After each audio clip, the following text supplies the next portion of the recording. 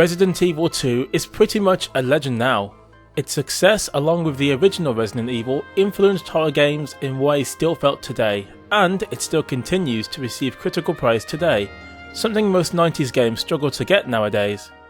With Resident Evil 2 on its 21st anniversary, and the Resident Evil 2 remake finally with us, it's time to have a detailed look into why Resident Evil 2 is still one of the best games in the series. However, to help me in this massive undertaking, I have a guest who also loves this game as much as myself. Someone who also wanted to speak their thoughts on this legend too. I welcome Rae Killham. Yes, thank you, Affro. Hi, my name is Rae Killham, and I really love Resident Evil, so I'm happy to be talking about the second game, which happens to be my favorite. This video will explain in detail why, so without wasting any more time, let's get going. I couldn't agree more, Rae. Folks, brace yourself. In today's Afro's Curiosities, we're going to take a detailed look back at Resident Evil 2.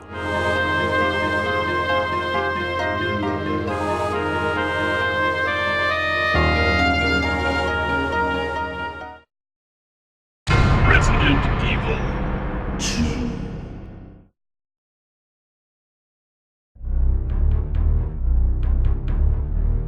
With the success of Resident Evil, it was only a matter of time before development for its predecessor began. And so, within a month of its release, development underwent for Resident Evil 2. Creator and director of the first game, Shinji Mikami, was moved to role of producer. Hideaki Kamiya, who was the planner of the first game, was moved to director. By July 1996, with only 3 months of work into the game, Production Studio 4 had a demo to show in Japan. During production, however, Mikami and Kamiya did not see eye to eye and would frequently disagree about the direction of the game. It got so bad that Mikami had to step down and take a creative backseat for the sake of the game.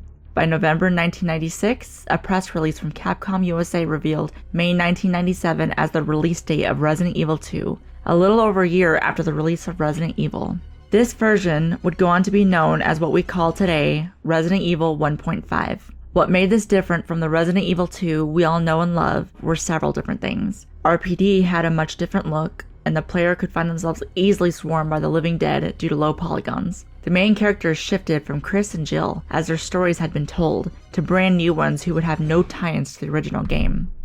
This new game would introduce Leon Kennedy, who instead of being a rookie on his first day, would be a well-established RPD officer trapped within the police station. His co-star was to be Elza Walker, the original version of Claire Redfield, who would be a college student returning to Raccoon City for the summer, only to be attacked by zombies and crash into RPD. With the game being nearly complete at 70%, Mikami's supervisor, Yoshiki Akamoto, was given a demo of the game and expressed his dissatisfaction with it. Noboru Sugimura, a screenwriter, would be brought in to consult how the scenario should play out. His nuclear option? Scrap it and start completely over from scratch.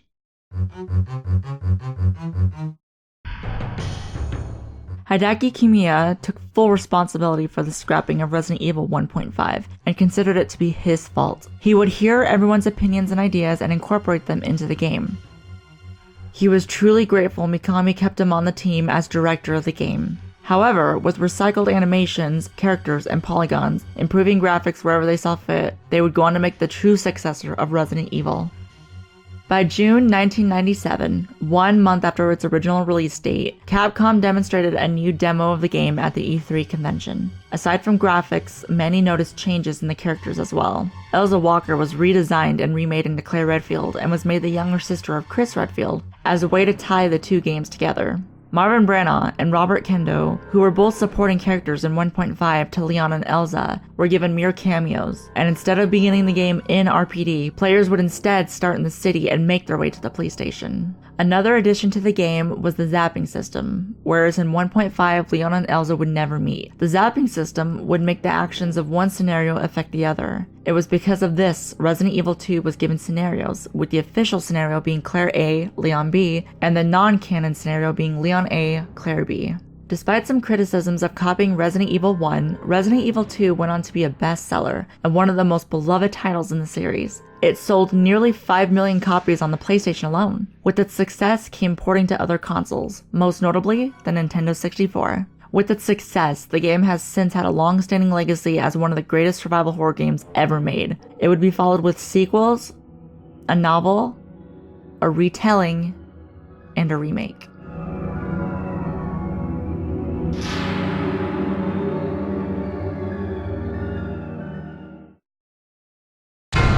Resident Evil 2.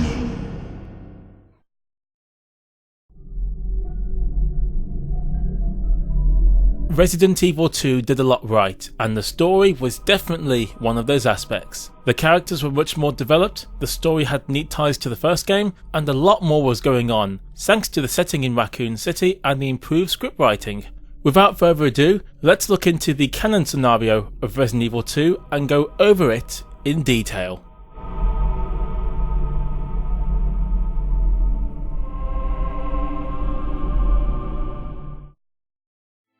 When the game starts, we get a brief prologue of what occurred in the previous game, Resident Evil.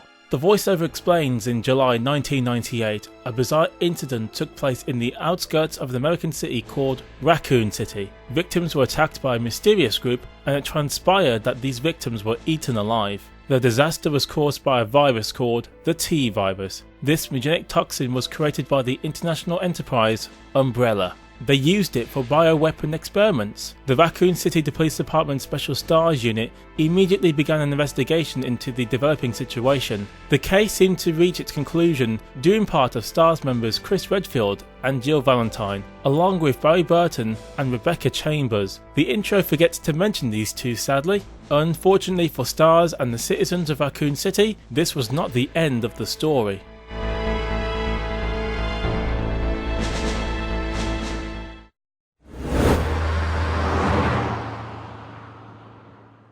The story picks up in September 1998, 2 months after the events of the first game.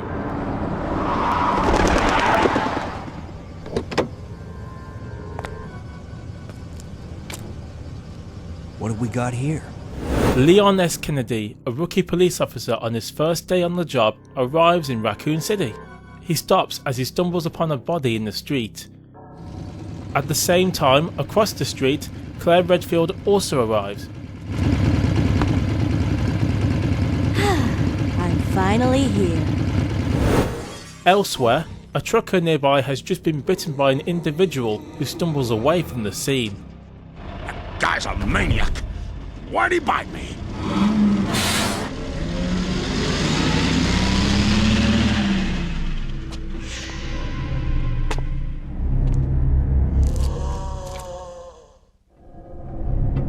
Man, what a mess!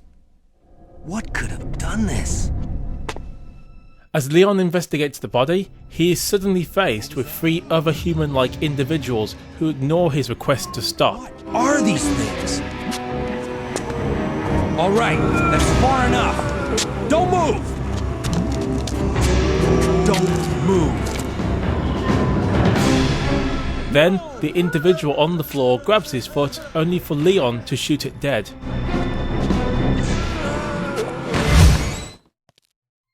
Hello? Is anyone here? Hello? Claire, meanwhile, walks into an abandoned bar, only to find a zombie eating something. It then turns towards her and advances. Look, I'm sorry I bothered you, okay? Just don't come any closer. Are you listening?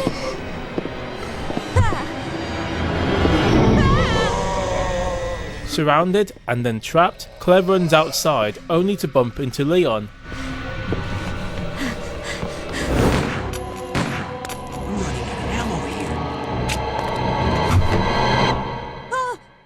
Wait! Don't shoot! Get down! Leon kills the pursuing zombie, and the 2 eventually escape in a police car. The police station. It'll be a lot safer.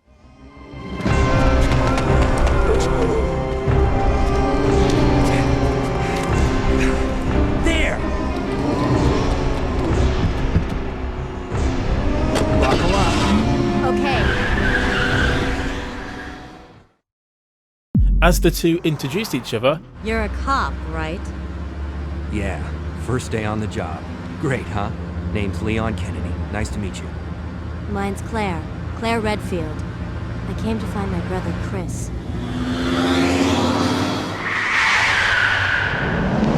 they are unaware of the truck driver, now out of control, right behind them. As Leon gives Claire her weapon, a pistol, Sure.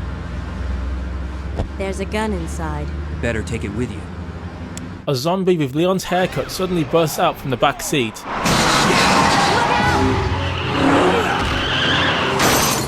This causes Leon to lose control of the patrol car and he crashes.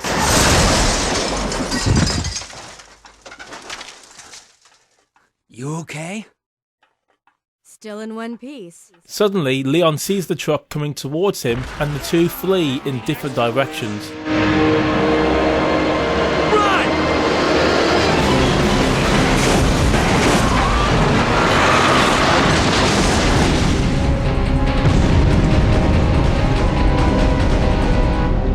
Surviving yet another close call, Leon tells Claire to meet him at the police station, and now the main story truly begins. I'll meet you there. Okay.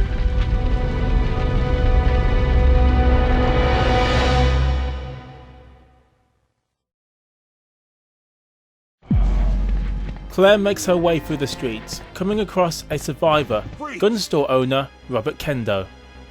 Who are you? What are you doing here? Don't shoot! I'm a human! Claire tries to get answers to the situation unfolding, only to find Robert is as clueless about the situation. Sorry about that, babe. I thought you were one of them. What's going on in this town? Hold on. I ain't got no clue, darling. By the time I noticed something was wrong, the entire city was infested with zombies. But don't you worry, girlie. You'll be safe in here. I'm keeping a close eye on things. Shortly afterwards, Robert is then killed by zombies bursting through the window.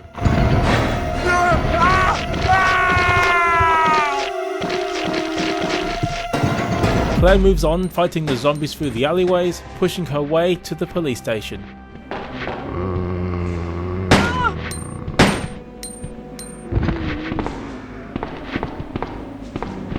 Meanwhile, Leon quickly finds the police parking lot and quickly makes his way into the police precinct. However, en route, he catches an officer, Elliot Edward, trying to escape. Hey! Get over here! Hurry! I can't set her down! I'll drop you a rope ladder! Grab onto it! As the helicopter pilot throws a ladder, Elliot is cornered by zombies and ends up getting eaten alive. Stay back! Don't come any closer! Stay back! As he struggles to survive, his gunfire kills the pilot and the helicopter crashes into them, setting part of the building on fire.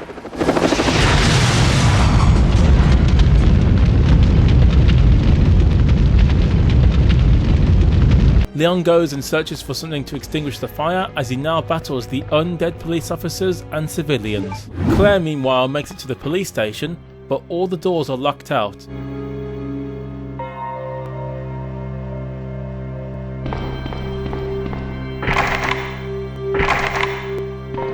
One door is unlocked, however, and she looks inside. She discovers a wounded survivor, police officer Marvin Branner. Marvin explains to her the horrific change of events which made Raccoon City the way it's turned out, and gives her a blue card key to unlock doors in the precinct. Who are you? Claire Redfield. I'm looking for my brother Chris. We lost contact with him over 10 days ago. Chris, Jill Barry. Every last STARS team member has disappeared. We should have listened to them. What happened?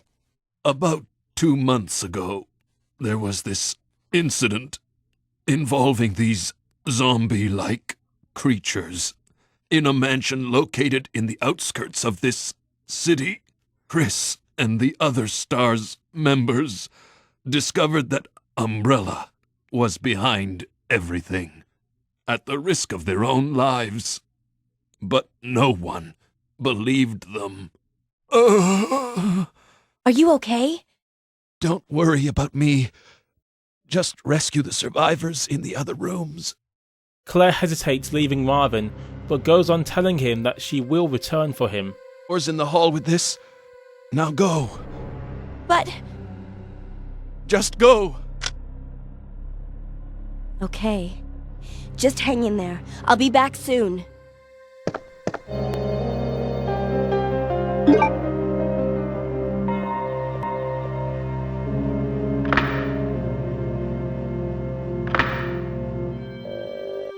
As she starts to search the station, she encounters a licker.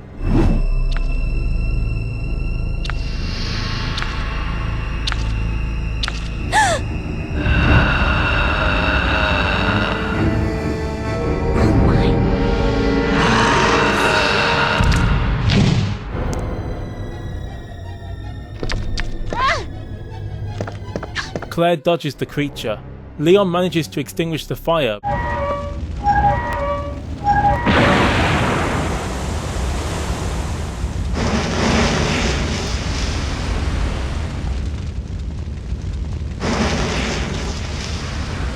But the TOO, also known as Mr. X, a huge humanoid monster, chases him down.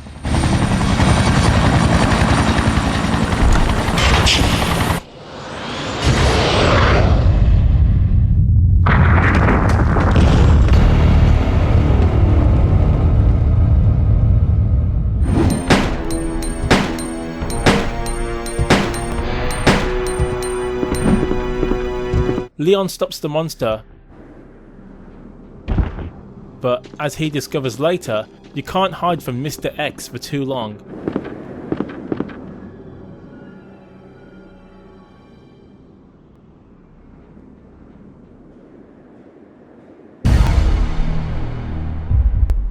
Claire then finds Chris's diary, detailing his findings on Umbrella and their misdeeds, and his next mission: tackle Umbrella head-on for their crimes, while also leaving to head to Europe, where the Umbrella headquarters is situated.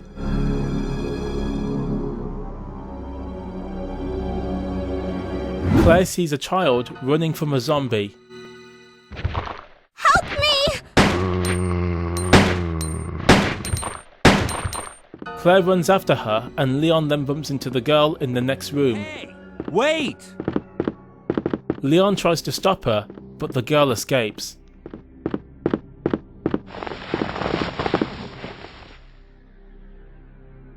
Claire and Leon then meet up discussing the girl and their new mission: escape the city with any survivors found along the way. Yeah. Have you seen a little girl around here? Yeah, you just missed her. Who is she? I don't know. But it's too dangerous for her to stay here alone. Leon, I'll go look for her. You go and find us a way out of here. Of course. But before I forget, here's a radio. That way we can keep in touch if something comes up. The two split up once again, with Claire going near the helipad area and Leon going to the basement. As Claire finds the now wrecked corridor, she hears a scream coming from nearby.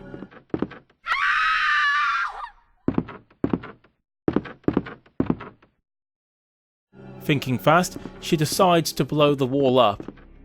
Returning to the first floor, Claire retraces her steps and finds C4 plastic explosives in a small office, but she is lacking a detonator. In the next room, she finds both the detonator and Marvin. Marvin gets up, only to turn into a zombie.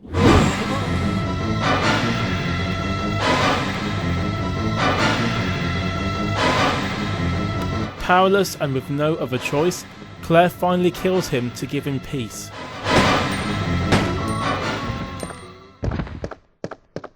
Claire then blows a hole in the damaged wall and finds a secret door.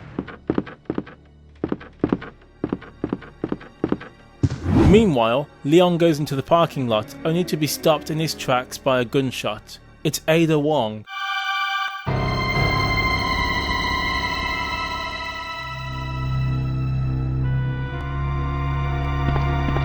Sorry about that. When I saw the uniform, I thought you were another zombie.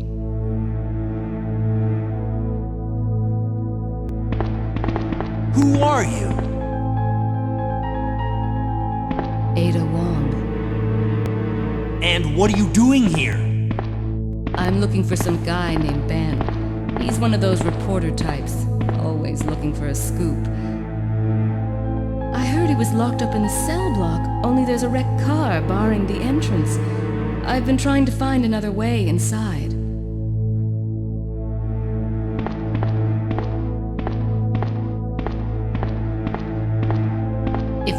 together, we can move this thing. Give me a hand here, will you? A wrecked car bars their path. The two successfully move it out of the way. Leon and Ada find the person she was looking for, a man called Ben. Let me guess. You must be Ben, right? Get up, now! What do you want? I'm trying to sleep here. Ada asks Ben if he knows anything about her boyfriend, John, but he refuses to talk. Ben? You told the city officials that you knew something about what's been going on, didn't you? What did you tell them? And who the heck are you? I'm trying to find my boyfriend. His name's John. He was working for a branch office of Umbrella, based in Chicago, but he suddenly disappeared 6 months ago. I heard a rumor that he's here in the city. I don't know anything. And even if I did, why would I want to tell you? Okay, I say we leave him in there. Does anyone know where they put the key to this cell? I have it right here, officer. But I'm not about to leave this cell. Those zombies aren't the only things crawling around out there. What was that?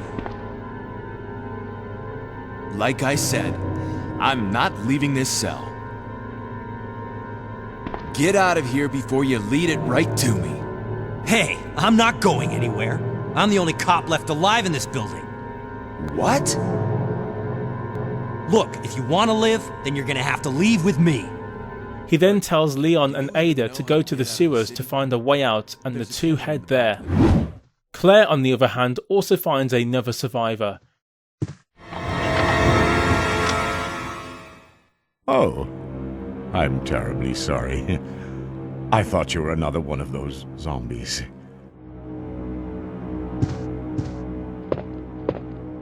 Are you Chief Irons? Yes, that's me. And just who are you? No, don't bother telling me. It makes no difference. You'll end up just like all the others.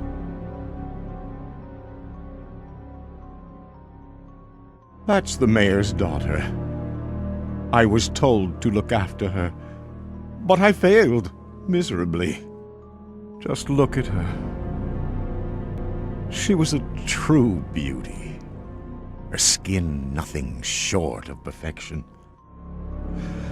But it will soon putrefy, and she will turn into a zombie within the hour like all the others. There must be some way to stop it. In a manner of speaking, there is.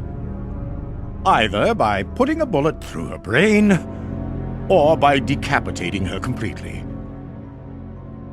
After a comment on his hobby, taxidermy, he asks Claire to leave him, which she does. Suddenly, Claire then hears footsteps. Tracing them, she finds the child. The kid tries to run off, but Claire convinces her she is not a zombie and only wants to help her. Let me go! Easy, easy there. I'm not a zombie. You're safe now. Claire updates Leon about the situation. Leon, come in. I found the girl, and I've cleared the wreckage that was blocking the corridor. Got it.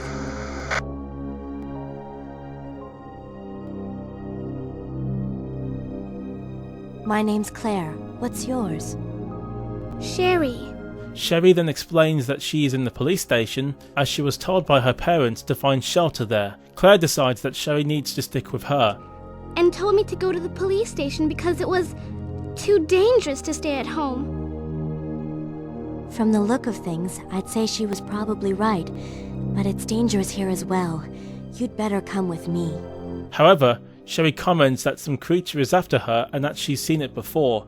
A growling noise alerts both characters, with Sherry running off in a panic. What was that? That's what I was telling you about! It's here! Sherry, wait! Claire goes after her, but not before going back into Brian Irons' office and seeing that he's gone along with the body that she saw earlier. Chief? Eventually, sometime later, Claire finds Sherry in the basement. Claire strongly advises Sherry the need to leave, but once more, Sherry disagrees, saying that she thought she heard her dad calling her and runs off to try and find him. It's not that, Claire. It's because of my daddy. He's over there. I heard him call my name.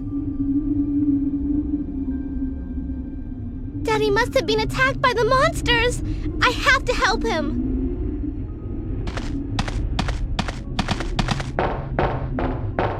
Wait, Sherry, don't go alone!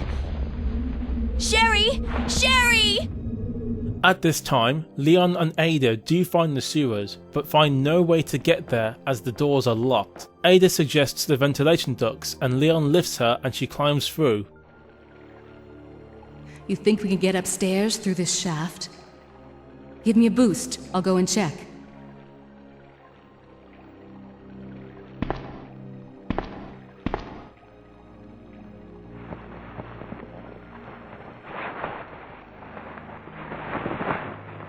At this time, Sherry is looking for her father.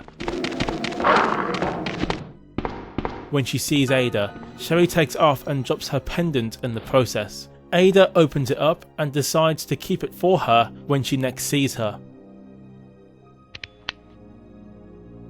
How cute. That little girl must have dropped this. I think I'll hold on to it for her. Both Ada and Sherry find items and bring them back to Leon and Claire respectively. Claire! Are you there? Sherry, are you okay? Did you find your dad? Yes, I'm okay. But I couldn't find him. But I did find something else for you. Here! Here's another.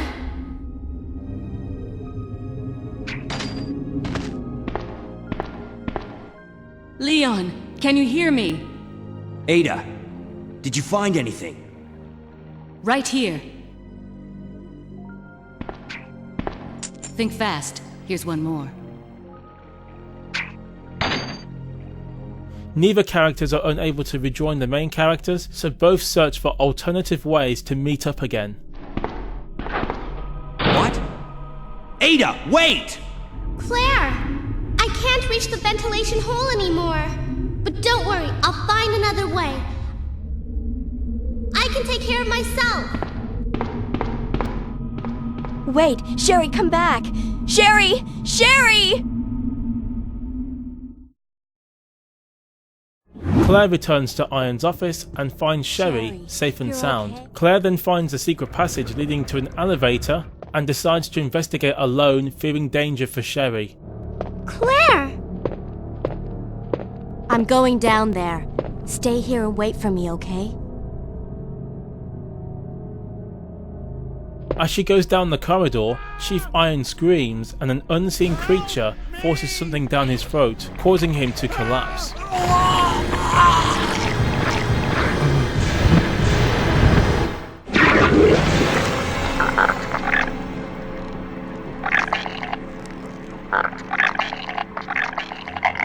Claire quickly comes in and Irons traps her, pointing his gun at her again. Irons tells Claire what's really going on and reveals William Birkin to be Sherry's father. If you must know, it's the agent that can turn humans into the ultimate bioweapons. Superior to the T-virus in every way. Dr. William Birkin is the genius behind the project. William Birkin?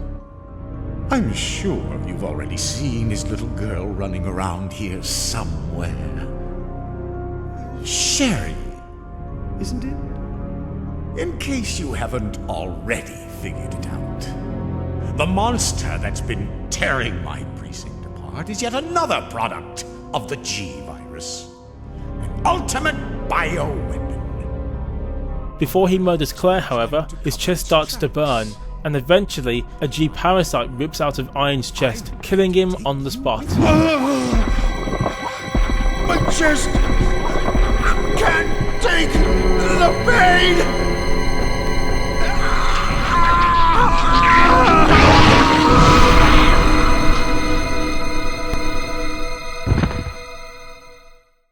Claire goes after the parasite, where it mutates into a huge monster.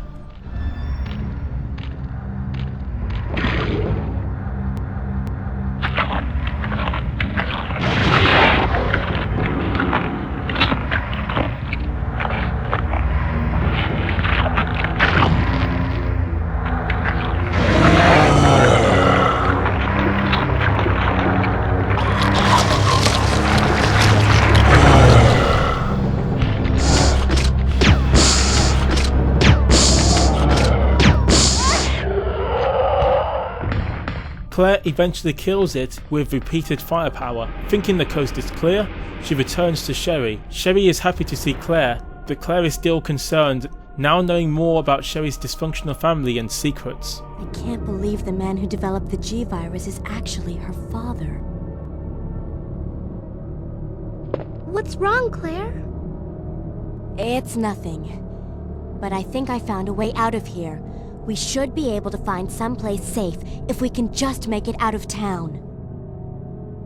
But... Don't worry, I'll protect you. I promise. But you have to make sure you don't leave my side. Meanwhile, Leon backtracks through the cell blocks and hears a man scream for help. It's Ben, and he is brutally attacked by an unknown creature, which only shows an eye on its arm. Get away!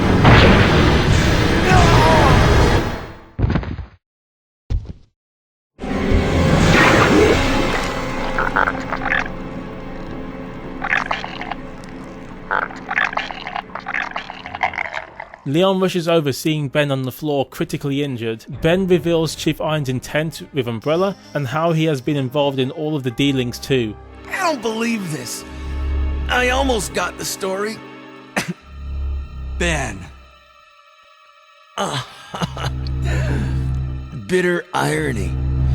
The chief of police, a co-conspirator. Get that scum. Make him pay. Hang in there, Ben.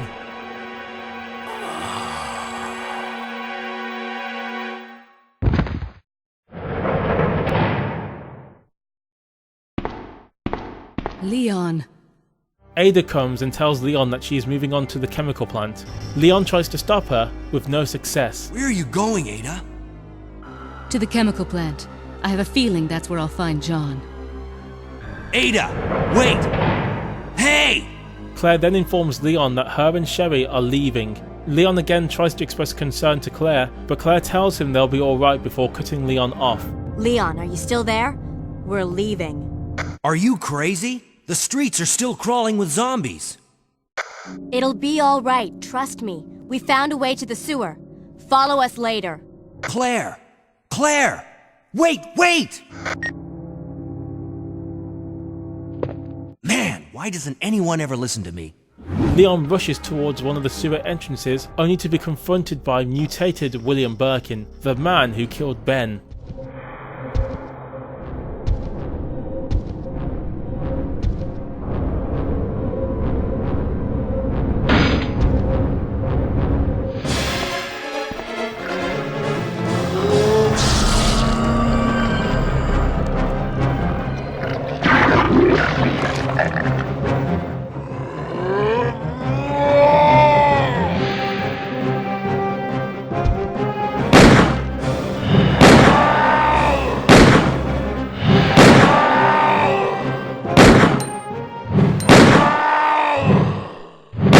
Leon defeats him, and William tumbles over the railing.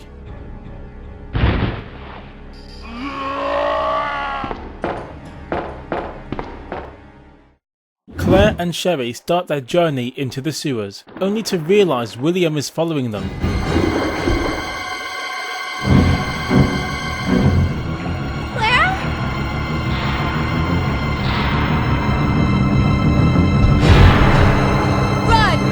The two rush out, only for Sherry to be struck down by a sewer drainage hatch, causing the two to separate again.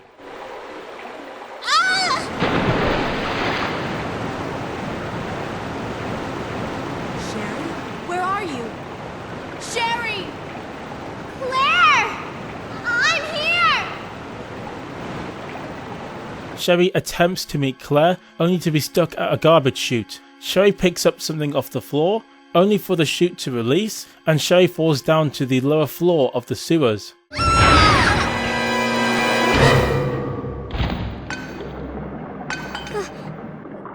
Claire? Birkin finds Sherry and manages to implant her with one of his embryos when she goes unconscious.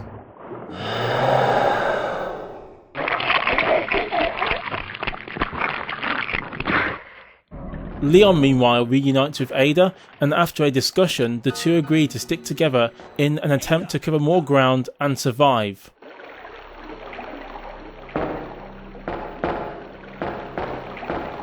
What was that all about? Running off like that was reckless and stupid. Those zombies are everywhere. Not to mention that thing that got Ben. I was there, Leon. I know. Look, Ada. As an officer, it's my job to look out for you. But we're not going to get through this alive if we don't work together. Okay? All right. We'll do this your way for now. Claire pushes further into the sewers and finds Annette pointing a gun at her. Annette accuses Claire for being a spy and wanting the G-Virus, but when she reveals her true motives and Sherry's disappearance, she tells Claire the whole story of how Umbrella stole the G-Virus and nearly killed Birkin, which caused him to use the sample he created to transform into G. Sherry's wandering around alone in the sewers. You have to help me find her. That's impossible. I told her to go to the police station. What's she doing here? William will be after her. William? That's right. The creature that's been causing all this destruction is none other than my own husband. This way. It's sheer perfection. My precious G-Virus. No one will ever take you away from me.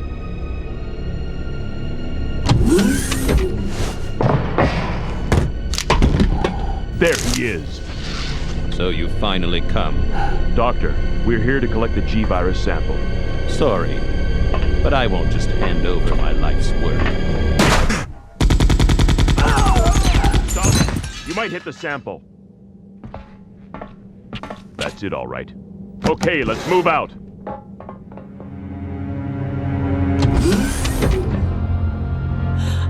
William. Oh my. Hold on, darling. I'm taking care of that bullet wound first. Stay here.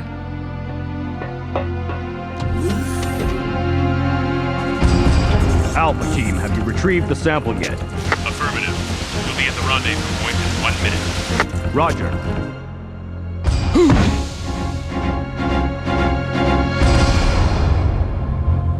Are you telling me that he injected the G-Virus into his own body? The G-Virus has the ability to revitalize cellular function. Shoot it! Eat this, you freak! The guns aren't stopping it! What is this thing?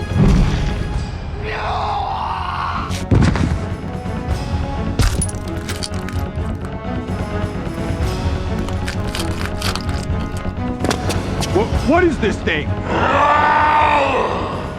Fire! Fire! You son of a...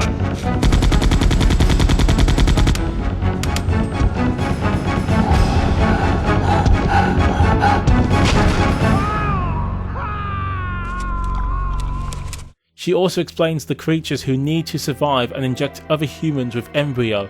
Sherry is his daughter, so the embryo would latch onto her and turn her into a G creature as well. The two split up when Sherry's screams ring out. It's Sherry! You go that way. Claire finds her shortly afterwards.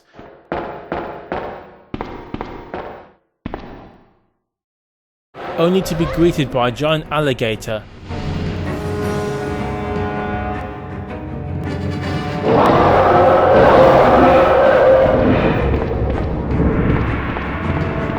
Claire is able to defeat the creature and reaches Sherry.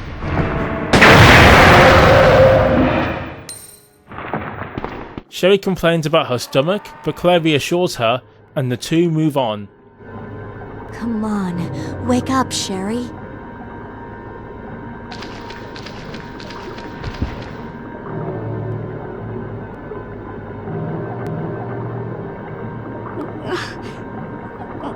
My stomach. It hurts. Don't worry, you'll be fine. Come on, let's go.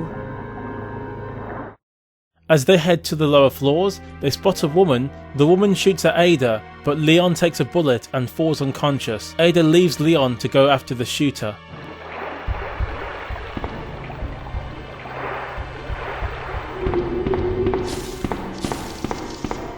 The woman then corners Ada at gunpoint and reveals Ada's boyfriend was killed and she is William Birkin's wife, Annette Birkin. Don't move. You're the one who was with that cop, if I'm not mistaken. Identify yourself. Ada Wong. Ada Wong. I've heard that name before. Now I remember. One of the men from Chicago who came to assist the T-virus research used his girlfriend's name as his password. Ada and John, I believe. How did you know? Who are you? Annette Birkin. My husband is the man responsible for the creation of the T-virus, William Birkin. She goes on to explain why some of the events happened until she sees Sherry's necklace on Ada. I just steal his research away from him.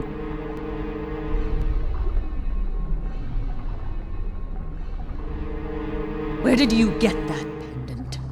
It looks exactly like the one I gave Sherry. She dropped it. I've been holding on to it for her. Liar! Give it back to me!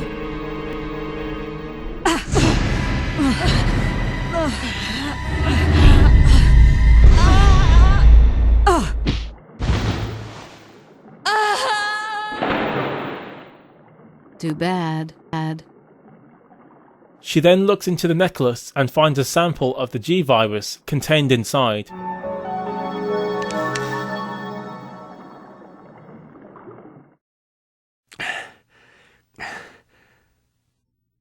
Ada? Leon eventually regains consciousness and finds Ada. Ada!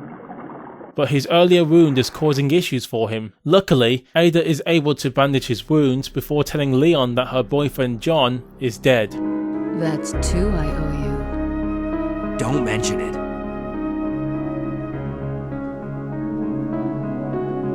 I just found out. John's dead. What? Never mind. Let's just get out of here. The sooner the better. Claire and Sherry head to the factory, which allows them to head to the Umbrella Underground Laboratory.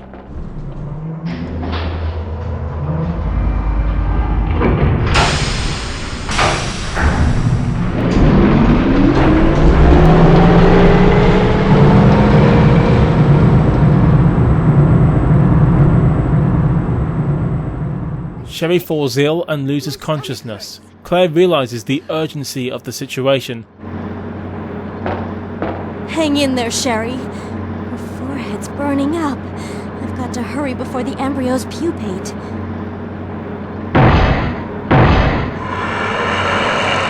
But not before William Birkin catches up to the duo and fights Claire.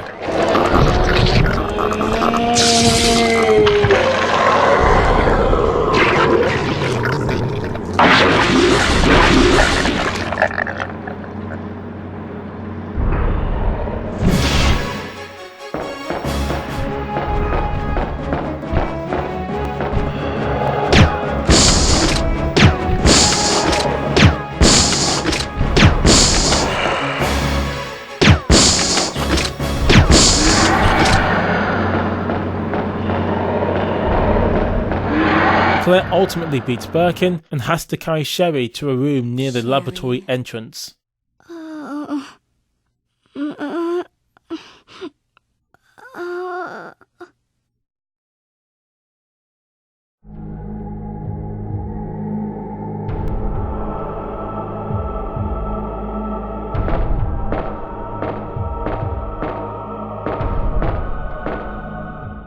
As for Ada and Leon, the two are able to get on the trolley Claire and Sherry just boarded moments before. Getting to the factory, Leon runs ahead to try and bring the platform back to the surface. He is able to find the control panel key. Leon then sees Mr. X coming towards him and has to take him out.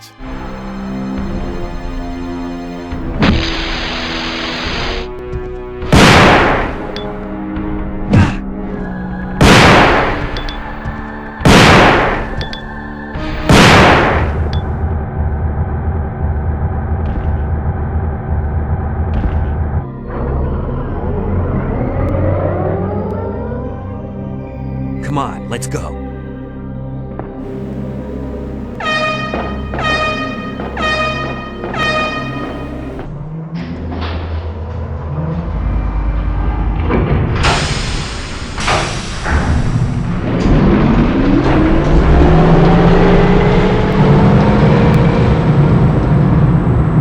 Leon and Ada then go on the platform until Birkin smashes through the trolley and takes out Ada. Ada! Ada! Can you hear me? Come on, snap out of it!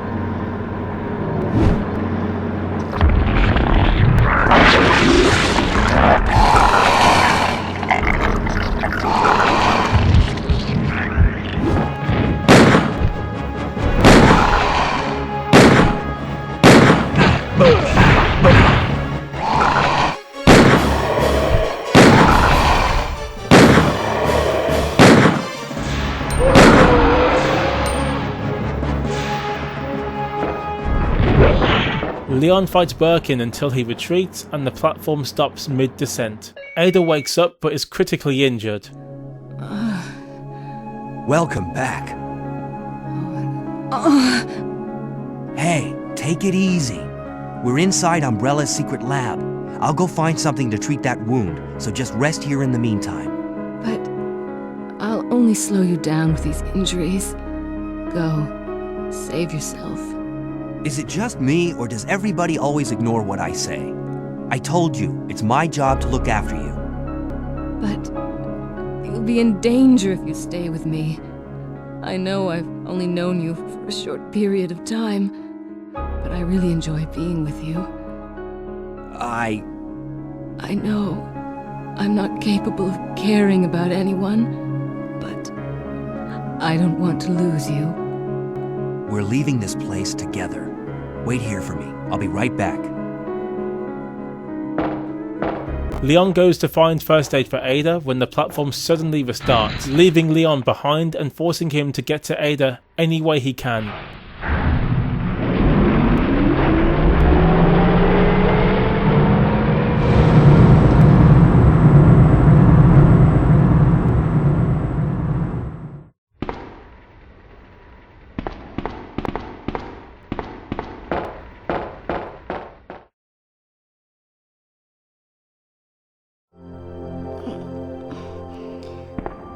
Claire? Oh, you're finally awake. Isn't this... That's okay. You keep it. I'm sure it'll keep you safe. Thank you, Claire. Even though I'm an only child, neither of my parents ever spent much time with me because of their work. I grew up alone. But now that you're with me, I finally have someone to rely upon.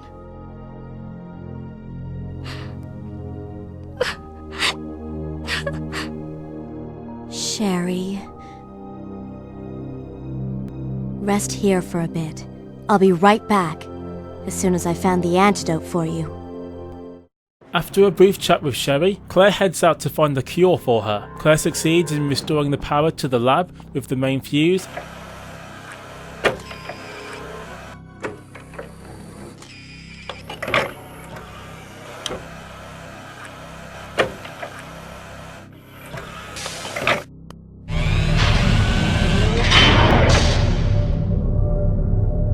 and continues to battle the creatures and plants that stand in her way.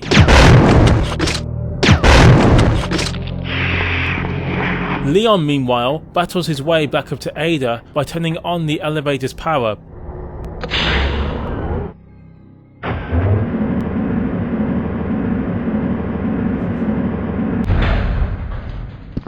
When he returns to the cable car, he is in for a shock. Ada isn't there. Ada? Where did she go?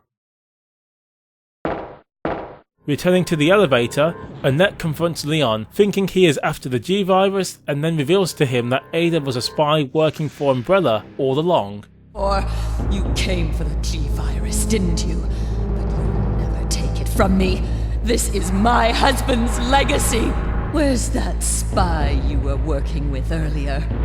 You know who I'm talking about. What? You really don't know anything, do you? She's one of the operatives sent here by the agency. The only reason why she came here is to obtain the G-Virus. That's a lie. No, it's the truth. She specifically got close to John and became his girlfriend to get information about Umbrella. That can't be. I know her. Ada wouldn't do something like that. If you don't want to believe it, I don't really care. You're about to die anyway. Just as Annette is about to shoot, Mr. X appears, forcing both to run and escape.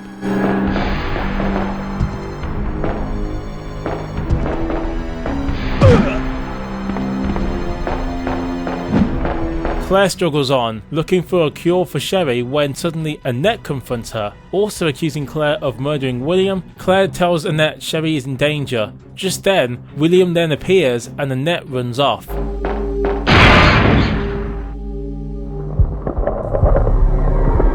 Amazed that her husband is still alive, he swipes her and leaves her critically injured.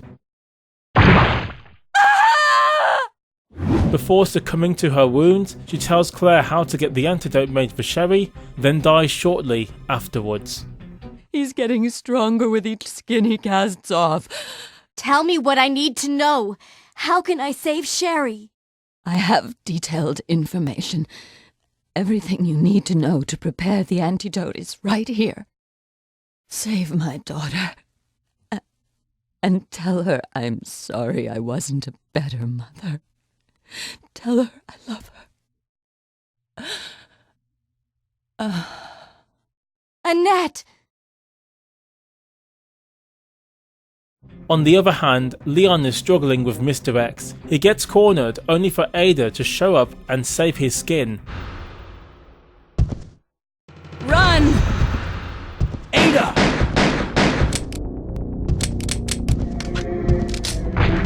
Ada!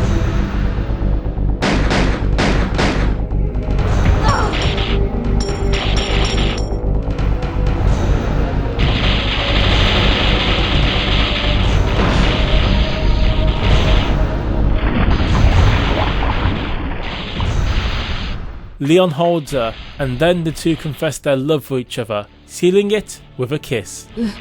Leon, please, escape. No. We're a team. I can't just leave you behind. I'm just a woman who fell in love with you. Nothing more.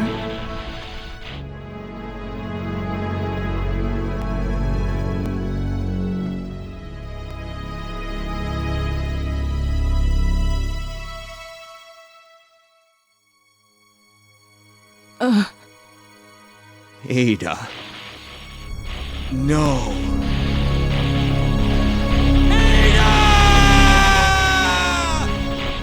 Ada seems to pass away, and suddenly the complex is primed to self-destruct.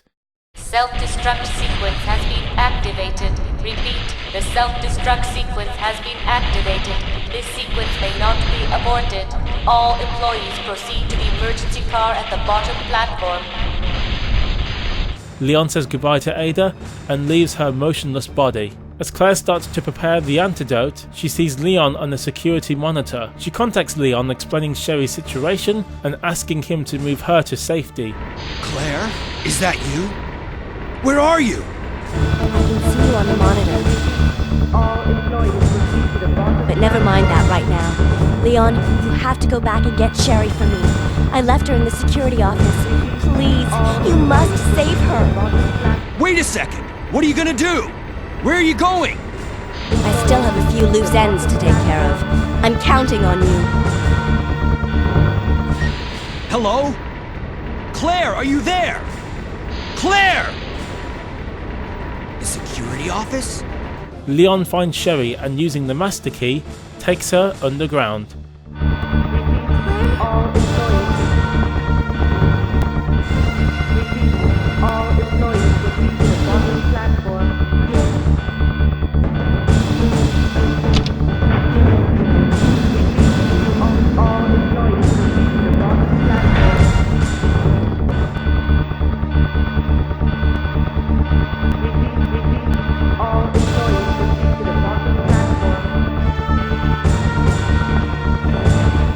rest here for now. Claire should be back soon. The train is not powered, so Leon leaves Sherry, hoping to finally get the train powered. Claire, meanwhile, is getting the antidote ready and finally makes a sample for Sherry. Finding the ammo disc to leave, Claire also makes her way towards the train. At that time, the countdown begins, only 5 minutes before the whole place blows up. 5 minutes until detonation. 5 minutes until detonation. Leon waits for the power to the train to get restored when Mr. X jumps in.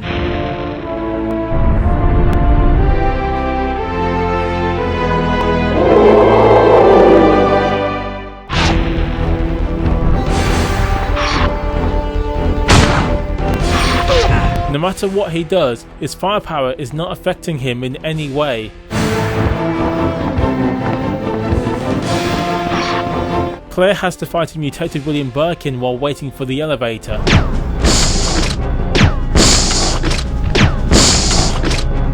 She weakens William, only for him to transform again and be even more of a threat.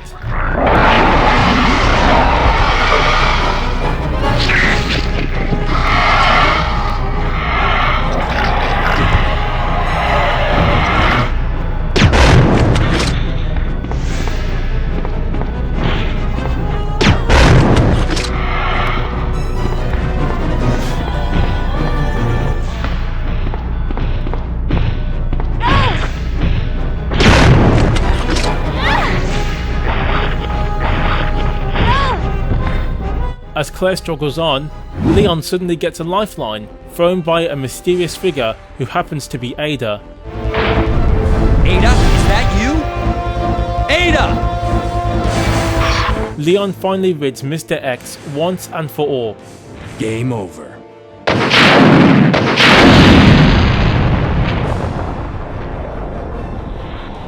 Finally, the power is restored and Leon rushes back to the train, now crawling with zombies.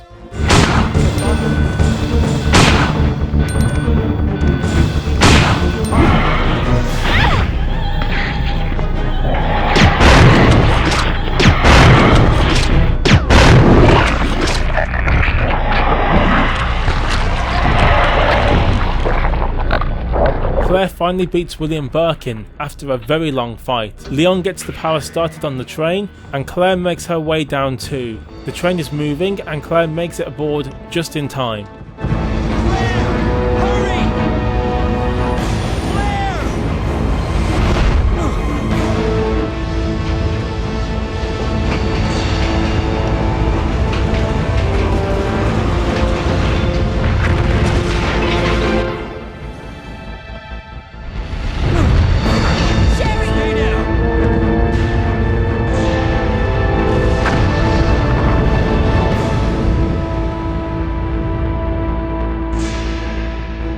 Sherry's unconscious. I have the antidote, if I give it to her.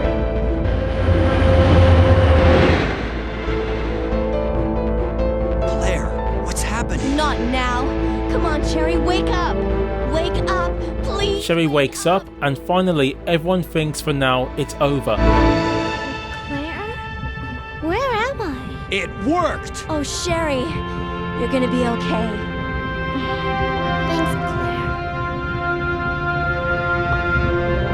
It's over. No. I have to find my brother. You're right. This is just the beginning. My God has protected you. It will always be with you. Claire. Sherry.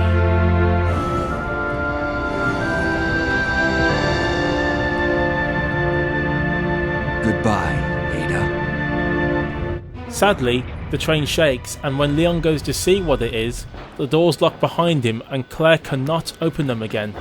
Warning, biohazardous outbreak imminent. The emergency system has been activated. This train will detonate. Repeat, this train will detonate.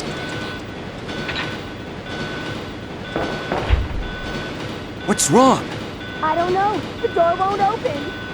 Suddenly, William appears again. this time as a giant blob bent on revenge.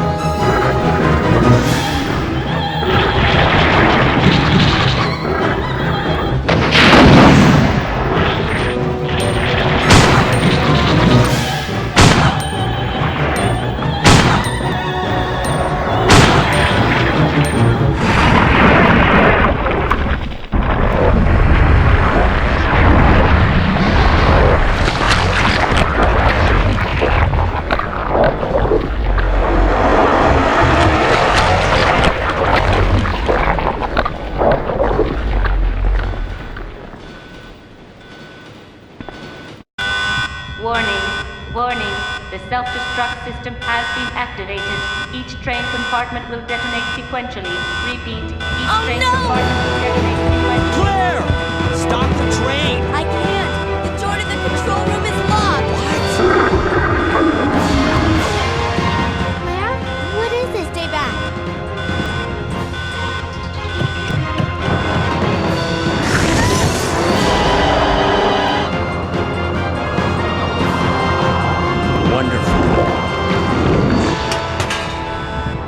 Sherry? What are you doing? We have to stop the train, right? I can do it. Right switch. Maybe this one? Sherry! Leon! Ah! Can't hold on. Push the switch over there! Got it!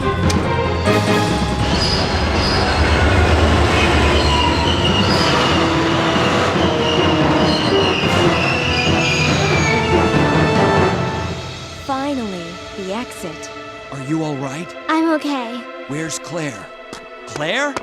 Claire! Right here. Claire! I guess we all made it. They just won't quit. Come on, we have to get out of here. Run!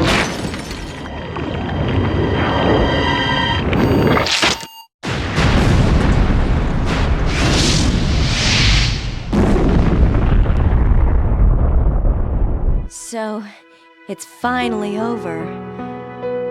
Sherry, you look terrible. No worse than you, Claire. Come on, time to leave. Now? What's wrong? Is something following us? We have to go. We don't have any time to waste. Go? Where? Hey, it's up to us to take out Umbrella. That was the detailed look at the canon story from Resident Evil 2. There is an alternate non-canon story called Leon A and Claire B. Allow my friend Rae Killham to explain that scenario to you.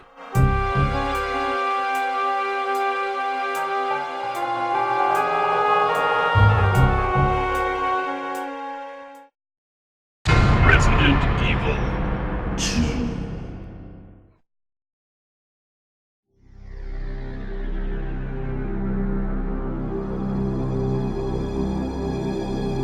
The Leon A, Claire B scenario is a little different compared to its canonical counterpart. For one, the biggest change is Leon faces Birkin and Claire faces Tyrant, otherwise known as Mr. X. Depending on who you ask, some firmly believe that this is the true canon storyline, as there are several reasons why.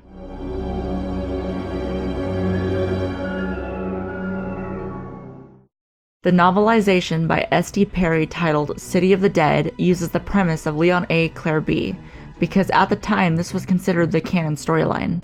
Wesker's report also verifies this. However, Capcom would unofficially announce Claire A, Leon B as the canonical storyline.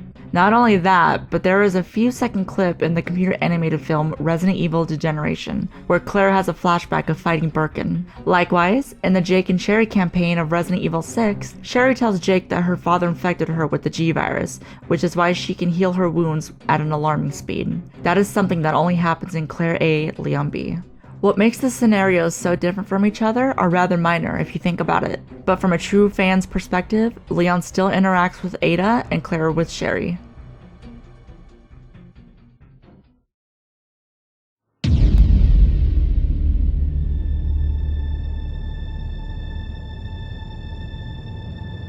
The game begins just like the other scenario. Leon and Claire arrive to Raccoon City and are instantly swarmed by the living dead.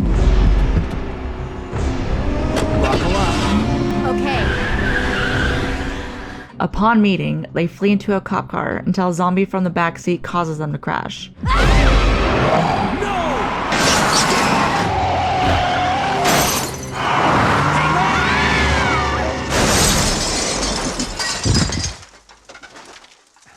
Behind them, a semi-truck drives right into the car and explodes, and our two heroes are separated.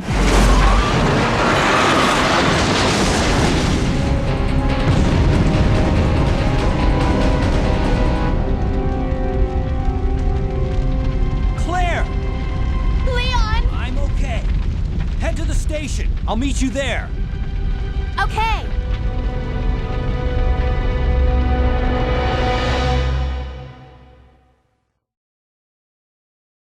Upon taking control of the characters, you make your way to Kendo's gun shop as Leon, where he reveals to Leon the whole city has been overtaken by zombies. What's going on in this town? Hold on. I don't have a clue. By the time I noticed something was wrong, the entire city was infested with zombies. But you should be safe inside here. I'm keeping a close eye on things. However, he is killed shortly after, and Leon is forced to continue on, making his way through the zombie-infested streets of Raccoon City.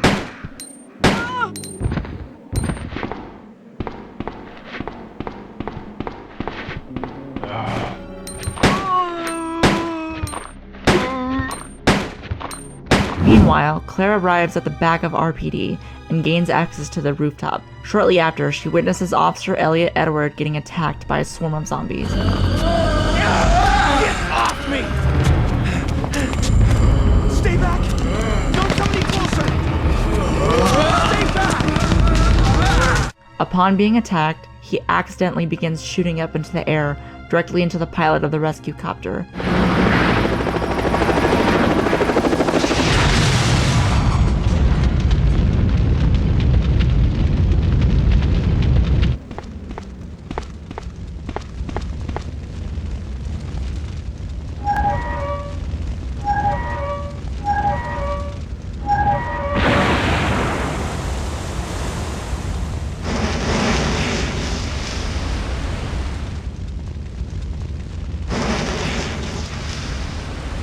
Shortly after entering the building, Mr. X is dropped into the station by a helicopter, and this is Claire's first encounter with the tyrant. He is large, strong, and doesn't go down easy.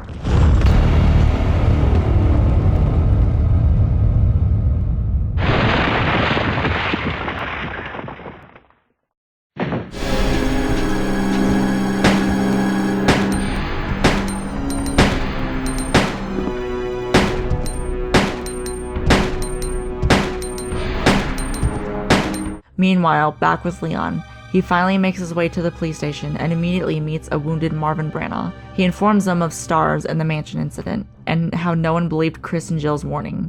He tells Leon to rescue the survivors within the station. About 2 months ago, there was this incident in a mansion located in the outskirts of this city. Chris and the other Stars members discovered that Umbrella was behind everything. They risked their lives to reveal the truth. Not long after that, all this started to happen. Hang in there. Just rescue the survivors in the other rooms. Take this key card. You should be able to unlock the doors in the hall with this. Now go. But... Just go. Fine. But I'm coming back for you. Just hold on.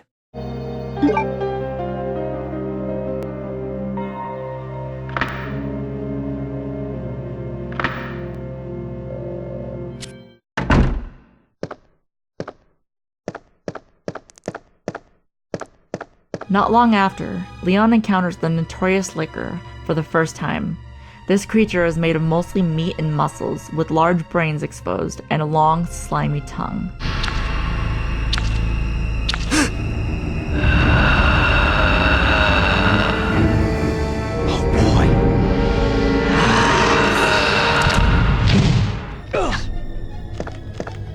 But not long after that does Leon make his way to the Star's former office and reads Chris's diary.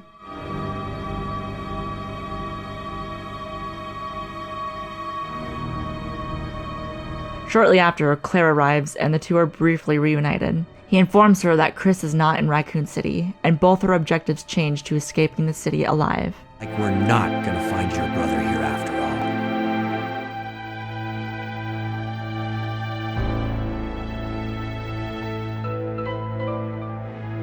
There's no reason for us to stay any longer than necessary. Let's split up, look for any survivors, and get out of here. Right. One last thing. Here's a radio. Take it. That way we can keep in touch if anything happens. After their exchange, Claire exits the Star's office and sees Sherry Birkin for the first time, running away from a zombie. However, she runs off before Claire can help her. Not long after, she is able to put the fire out and destroy the wreckage, where she meets Chief Irons for the first time.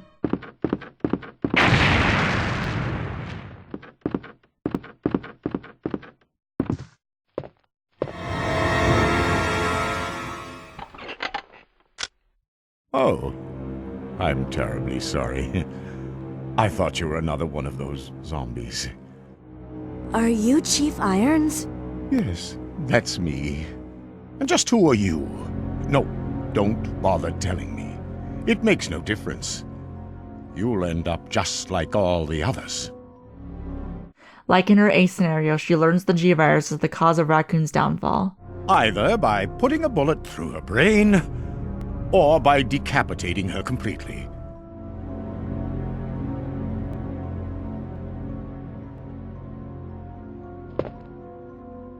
And to think that taxidermy used to be my hobby. But no longer. Please, I'd really like to be alone now. Upon further investigating his office, she finds Sherry hiding in a dark room, who tries to run off, but not before Claire can grab her and reassure her she's safe. From the look of things, I'd say she was probably right, but it's dangerous here as well. You'd better come with me. But there's something out there. I don't know what it is, but I saw it. Much larger than any of those zombies. And it's coming after me. What was that? That's what I was telling you about. It's here. Sherry, wait! Meanwhile, Leon returns to Branagh to find he is now zombified, and is forced to put him down.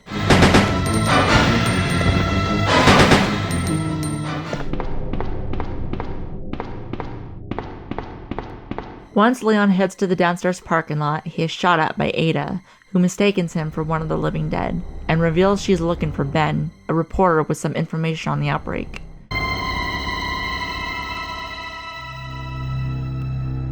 Sorry about that. When I saw the uniform, I thought you were another zombie. Who are you? Ada Wong. And what are you doing here? I'm looking for some guy named Ben. He's one of those reporter types, always looking for a scoop. I heard he was locked up in the cell block, only there's a wrecked car barring the entrance. I've been trying to find another way inside. Leon agrees to help her push a cop van out of the way so she can talk to him. Let me guess. You must be Ben, right? Get up, now! What do you want? I'm trying to sleep here.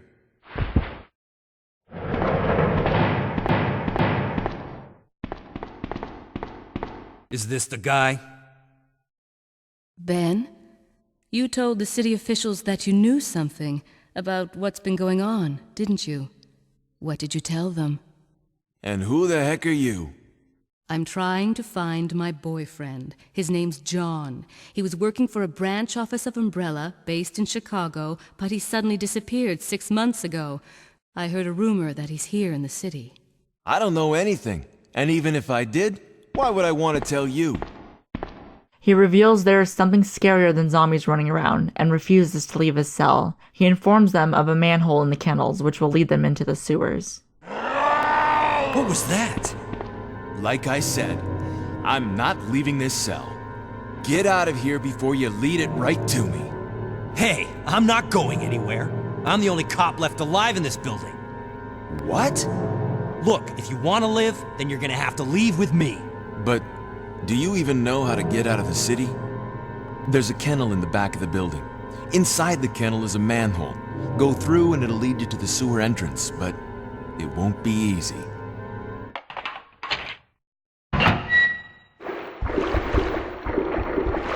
Shortly after, Leon properly introduces himself, but to Ada's disinterest. She asks for a boost into the vents. You think we can get upstairs through this shaft? Give me a boost. I'll go and check.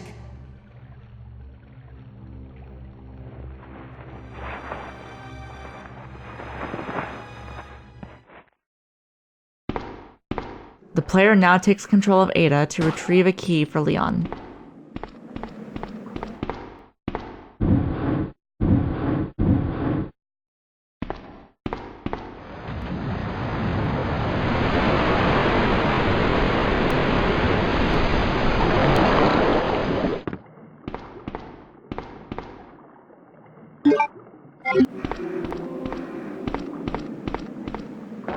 However, she can't reach the vent upon returning and takes it upon herself to go her own way, much to Leon's disapproval.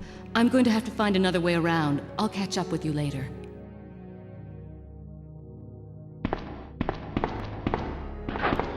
What? Ada, wait! Meanwhile, Claire finds a manhole in an alleyway, and upon going down, runs into Sherry wandering alone. She tries to convince her to stay with her, but Sherry refuses. She claims she heard her father call her name, thinking he was attacked, and runs off to help him. Claire tries to stop her, but to no avail. Wait, Sherry, don't go alone! Sherry! Sherry! The player then takes control of Sherry as they solve some puzzles, acquire some ammo, as well as a key for Claire.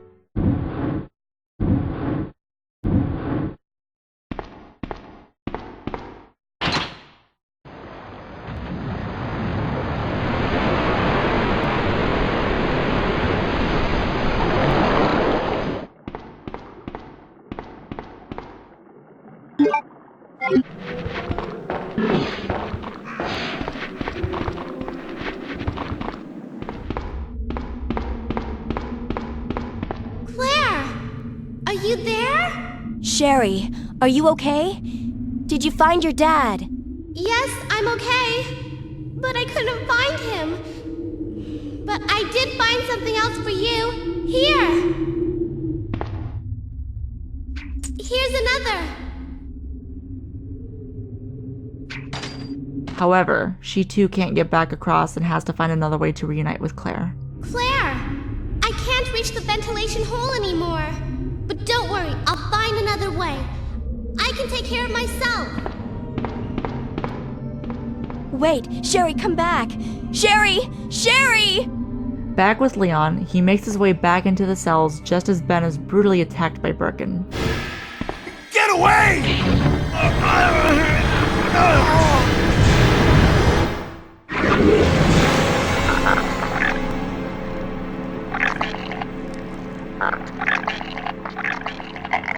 He is still alive, but barely. At least enough to tell Leon that Chief Irons is the co-conspirator of the outbreak. Bitter irony. The chief of police, a co-conspirator.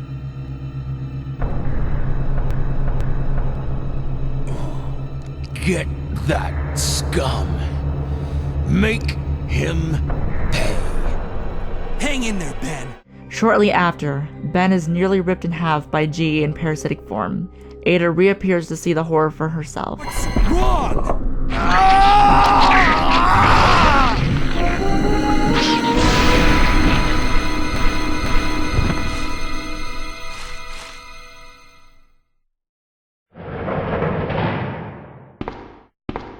Good God, what was that? She goes off on her own once again, informing Leon she is going to the chemical plant, where she thinks her boyfriend John is. At this moment, Leon radios Claire to tell her there is access to the back compartment, and that he is heading to the sewers. Do you read me, Claire? We now have access to the back of the parking lot. Got it. I'm getting out of here and heading to the sewer. Can you meet me there? I'm on my way. This is when he encounters the G-Virus spawn, the first boss in Leon's A scenario.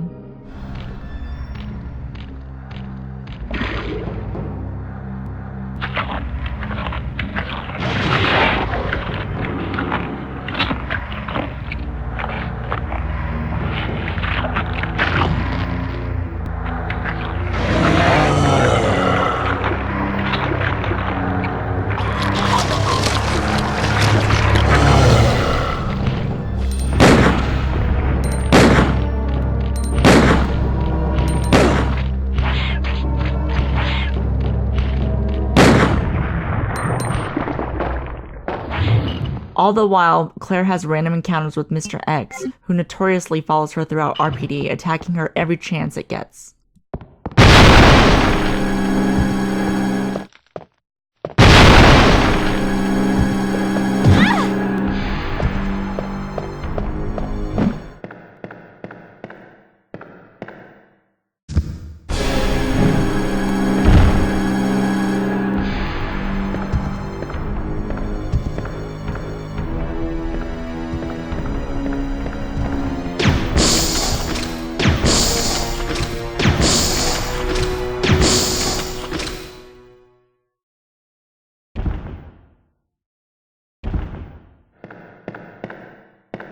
Meanwhile, Claire reunites with Sherry in Iron's office, but tells her to wait as she descends the elevator to his little workshop of horrors. Claire! I'm going down there. Stay here and wait for me, okay?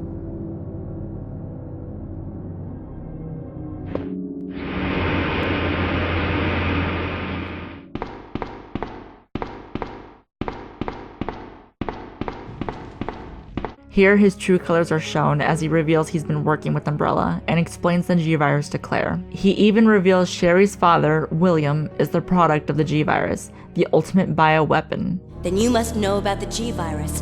What is it? Tell me!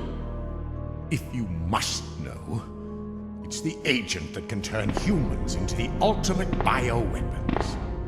Superior to the T-Virus in every way. William Birkin is the genius behind the project. William Birkin? I'm sure you've already seen his little girl running around here somewhere. Sherry, isn't it? In case you haven't already figured it out. The monster that's been tearing my precinct apart is yet another product of the G-Virus.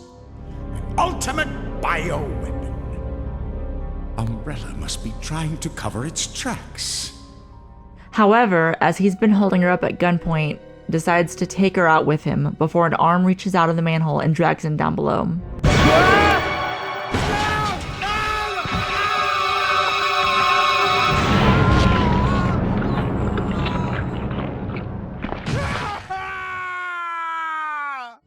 As Claire slowly approaches it, Iron's severed torso comes flying out of the manhole, and Claire faces her first boss of the game, Birkin himself.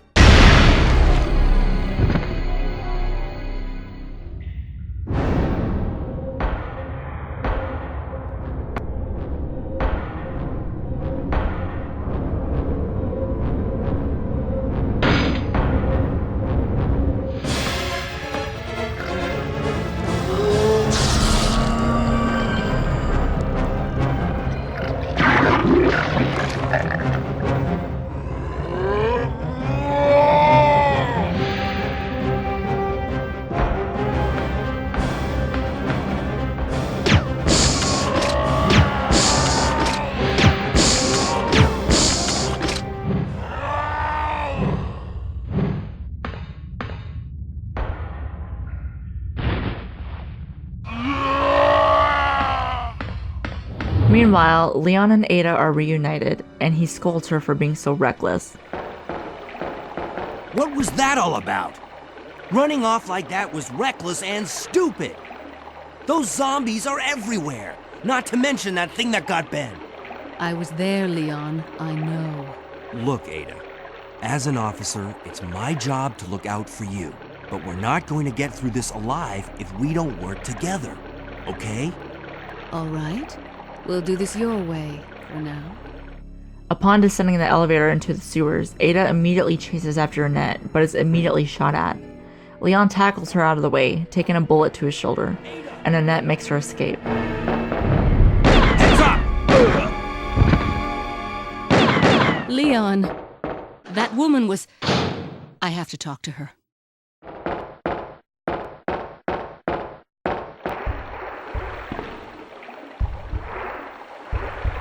Ada pursues her and holds her at gunpoint. She tells Ada that John is dead and zombified, and that her husband is the monster who's been lurking around. We are then taken to a flashback of William injecting himself with G after an attempted robbery. One of the men from Chicago who came to assist the T-virus research used his girlfriend's name as his password. Ada and John, I believe. How did you know? Who are you? Annette Birkin. My husband is the man responsible for the creation of the T-virus, William Birkin. What? John's dead. He became one of those zombies. My condolences. And although I regret this, you will be joining him shortly. I won't let anyone take the G-virus away from me. G-virus? It's capable of creating the ultimate bioweapon. Its potential is even greater than that of the T-virus. Then that must mean the creature in the police department is... Precisely. My husband, William. And it's all Umbrella's fault. None of this would have happened if they hadn't tried to steal his research away from him. This way. It's sheer perfection. My precious G-virus. No one will ever take you away from me.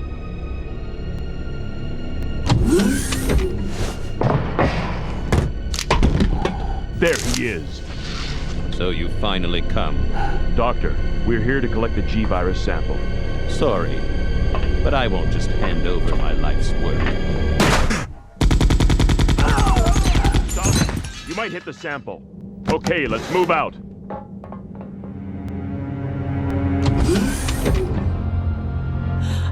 William! Oh my! Hold on, darling. I'm taking care of that bullet wound first. Stay here.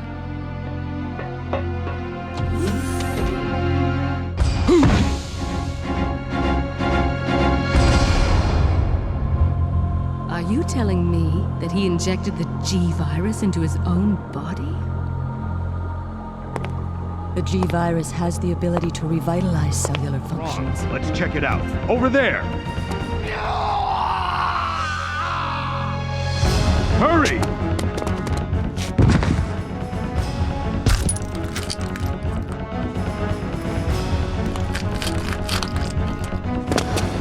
What is this thing? Fire! Fire! You son of a...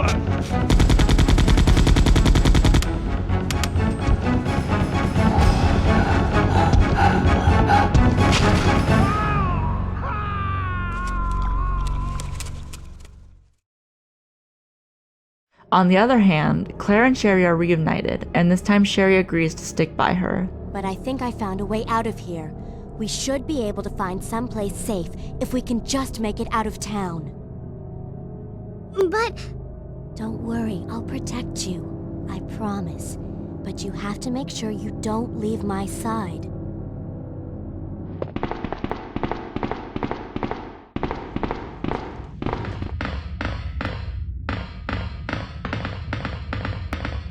However, they see Mr. X looking for them and make a run for it.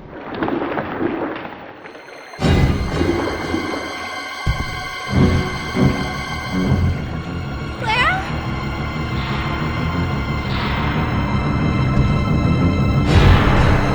Run! However, Sherry is sucked down a drain immediately and is once again separated from Claire. Sherry? Where are you? Sherry! Ada learns that rats are responsible for the outbreak and that Birkin can implant embryo into human hosts. However, the two ladies get into a physical altercation and Annette is pushed over the edge.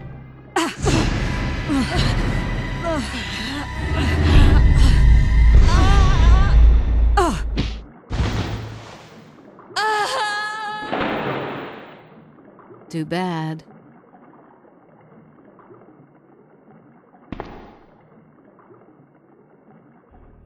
Back with Leon, Claire descends the elevator and is horrified to see he's injured. He tells her of Ada and insists he's more worried about her. I ran into this woman who was in trouble. Her name's Ada. Right after that, someone tried to kill me. Nearly succeeded, too. Ada went after the sniper, but I'm worried about her. You gotta find her before something happens. But you've been shot. I'll be okay.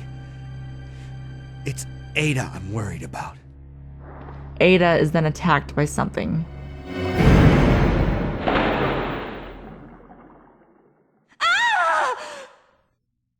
Ada? Not too long after, despite his injuries, Leon finds Ada as she is shooting at something. That's when he is attacked by the infamous giant alligator.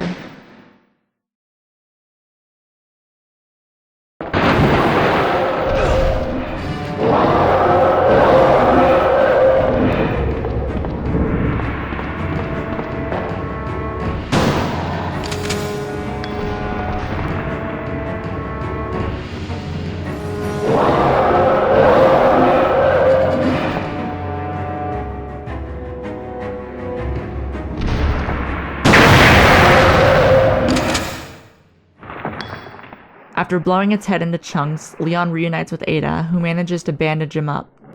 Leon. This bullet wound isn't making things any easier.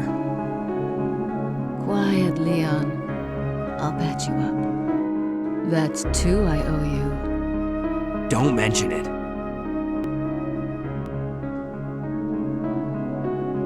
I just found out. John's dead. What? Never mind. Let's just get out of here. The sooner the better. Shortly after, Claire comes upon Annette pulling herself out of the water. She is hostile, but Claire diverts her by telling her Sherry is lost in the sewer. Annette reveals she and G's sample are in danger. Get away from me. You just want my husband's G sample, don't you? But no one will take that away from me. No one. Husband? Then you must be Annette. How did you? We don't have time for that. Sherry is lost somewhere in the sewer system. I have to find her. What? I told her to go to the police building. Why is she here? Now Sherry and the G sample are both in danger.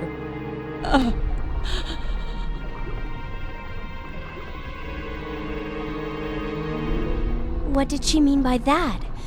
Does Sherry have the G sample? Meanwhile, Leon and Ada board the lift and descend into Umbrella itself. However, Ada is attacked and injured, leaving Leon to fend off a further mutated Birkin.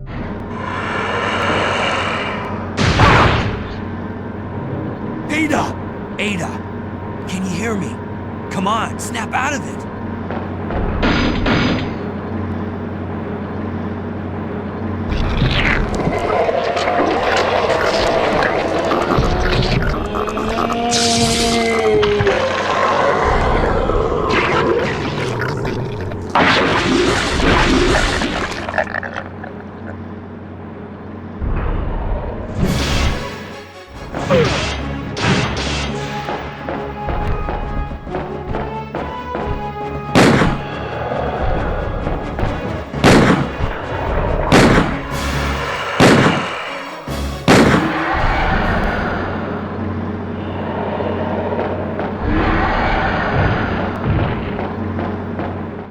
Don't die on me, Ada. Come on. Wake up. Come on! Ada falls unconscious, leaving Leon to carry her into a safe room within the labs. Ada manages to come to and proceeds to tell Leon to save himself. He refuses, and she reveals her fondness for him. Welcome back. Hey, take it easy. We're inside Umbrella's secret lab. I'll go find something to treat that wound, so just rest here in the meantime. But I'll only slow you down with these injuries. Go. Save yourself. I told you, it's my job to look after you. But you'll be in danger if you stay with me. I know I've only known you for a short period of time, but I really enjoy being with you. I know I'm not capable of caring about anyone, but I don't want to lose you. We're leaving this place together. Wait here for me. I'll be right back.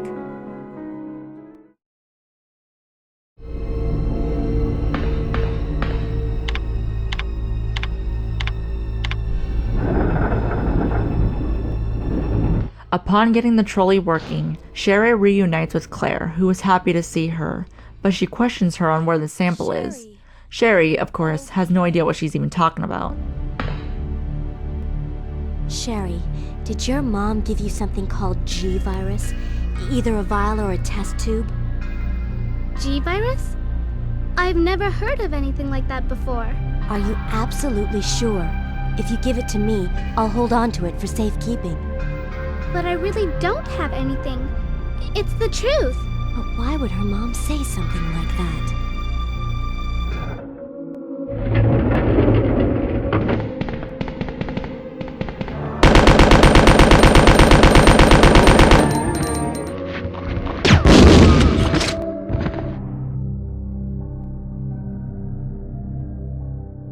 Sherry, wait here. I'm going to check it out by myself. Okay, I'll wait here, but hurry back. Claire must go under the lift to bring it back up, and it is through this she sees Mr. X on camera coming for her.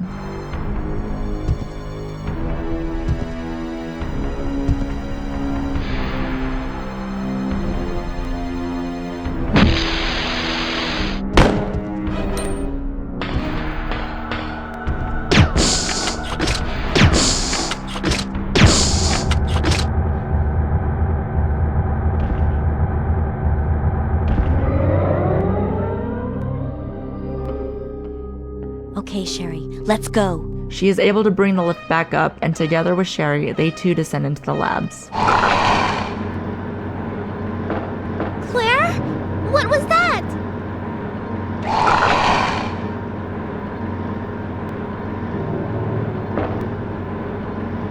Don't worry. Just wait here. I'll go and see what it was.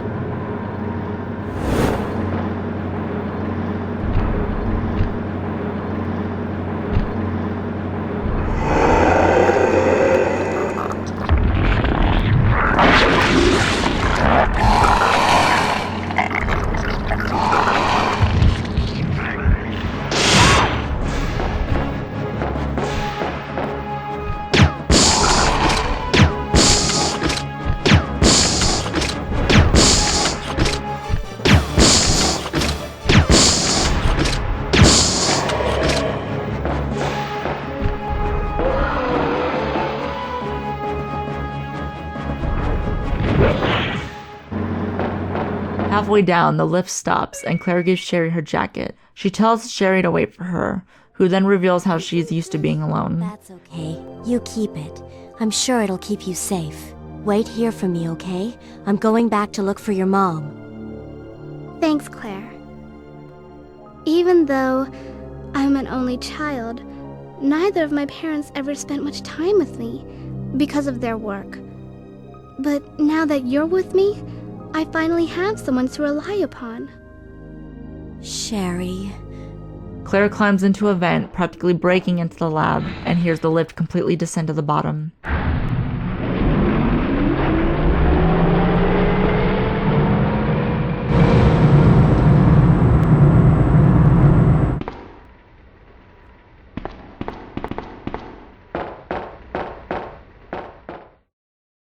While inside the labs, both Leon and Claire face advanced lickers and Plant 43s, as Leon finds help for Ada and Claire turns on the system.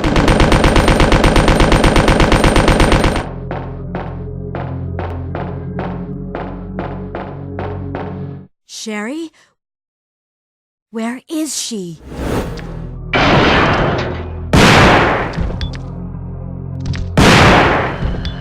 While in the monitor room, Claire is held up at gunpoint by Annette, who asks where Sherry is. On the monitor, they can both see Mr. X approaching her, as Annette reveals the sample is in the pendant. But I asked her, and she's never even heard of the G-Virus before. Which room? Tell me.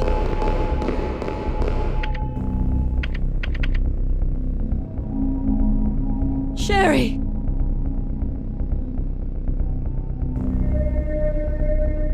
No! Annette! The sample's inside the pendant Sherry's wearing.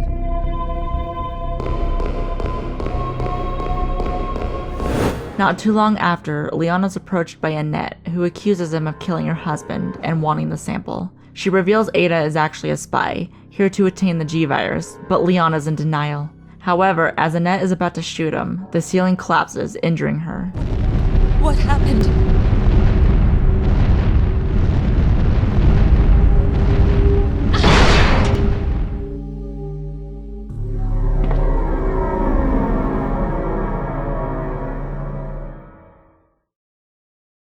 Claire rushes to save Sherry from Mr. X, who tells her it's after her pendant.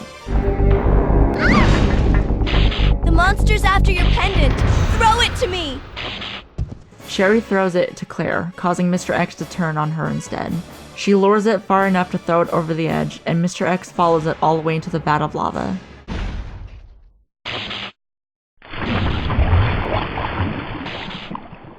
Sucker. But, because of the generator Mr. X destroyed to attack Sherry, it triggers the self-destruction sequence, alarming both Leon and Claire. Self-destruct sequence has been activated. Repeat, the self-destruct sequence has been activated. This sequence may not be aborted. All employees proceed to the emergency car at the bottom platform. Claire manages to look for a lost Sherry as Ada reunites with Leon. However, she pulls a gun on him to his surprise and demands he hands over G-Virus. He is devastated, but refuses to give it to her. What are you doing? You know what this is about, so just hand over the G-Virus. I don't believe this. Annette was right. About everything. That's why I told you to leave without me, but you wouldn't listen. Now hand it over. Don't make me shoot you. You can't do that. But that's when she is shot by Annette and goes over the edge. Annette passes out and Ada says her goodbye before letting go, seemingly falling to her death. This devastates Leon further. Ada! I've got you! Don't give up! Leon, it's over. Just let me go. Shut up! You're gonna make it! It's too late, Leon. We both know it. No! I promised you that we would escape. You just have to help me out here. Goodbye. Ada!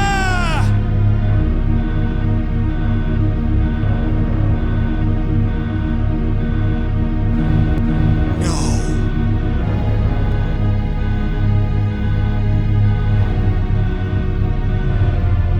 So, this is what everyone's been dying for.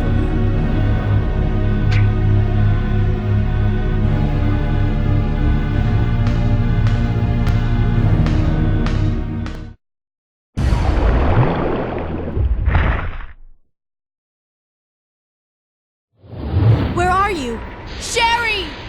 Back with Claire, she finds Sherry, kneeling beside her dying mother crying. Annette manages to tell her to escape and apologizes for being a terrible mother. Claire is able to pull her away so they can escape. Escape. I know I've been a terrible mother, but I still love you. Forgive me. Mom!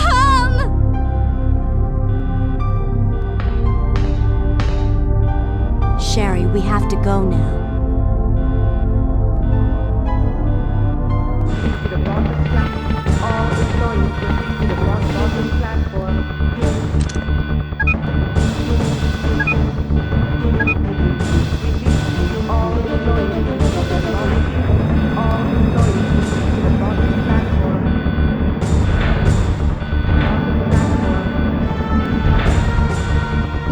Claire activates the emergency elevator, finding the train out of there. She tells Sherry to wait inside as she gets it started. Now you wait here, okay?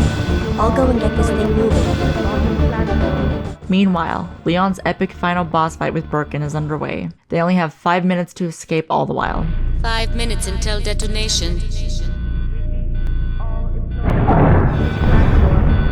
5 minutes until detonation. Upon activating the train, the tyrant faces Claire for the final time in its terrifying final form as well.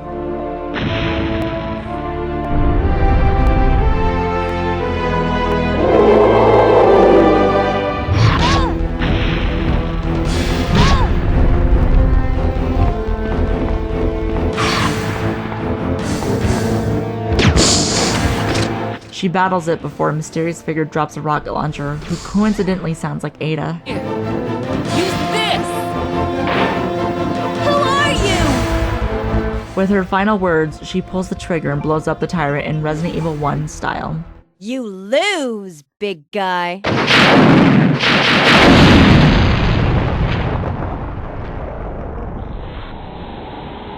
Leon fights Birkin in all 3 of his forms, but ultimately he is the victor.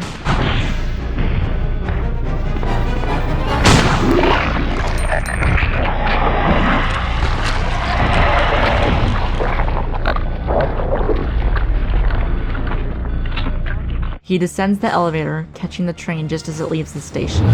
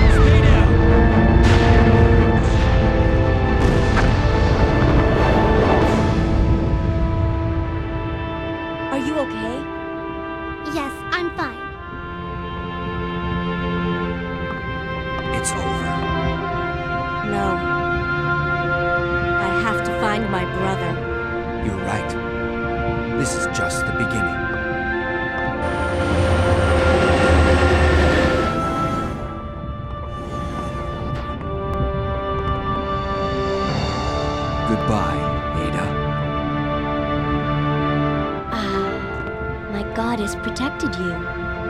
It will always be with you. Claire. As Umbrella explodes, our 3 survivors make their escape. However, the end is far from over. The train's emergency signals go off, and Claire goes to investigate. She is immediately locked out from Leon and Sherry, and hears a warning of the train's self-destruct sequence. Biohazardous outbreak imminent. The emergency system has been activated. This train will detonate. Repeat, this train will detonate.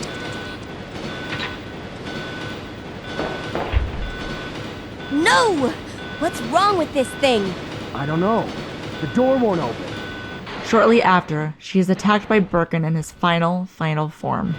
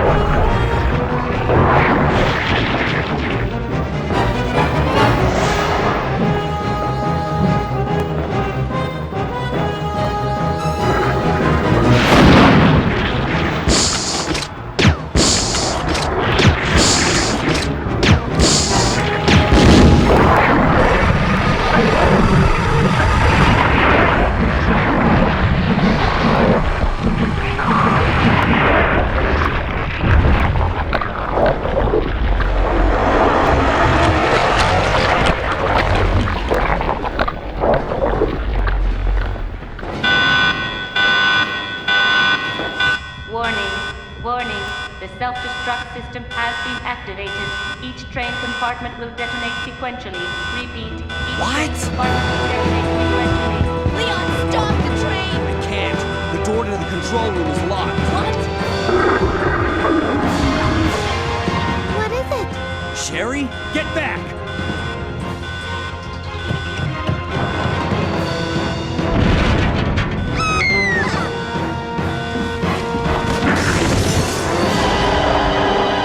That's what I call ugly. Claire! Where are you?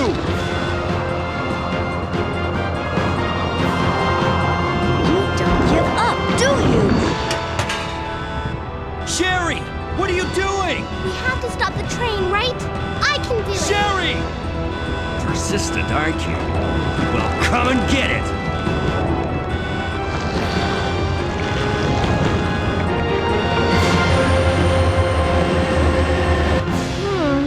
Which one's the right switch? Maybe this one? Sherry! Claire! Can't hold on much longer. Push the switch over there! Got it!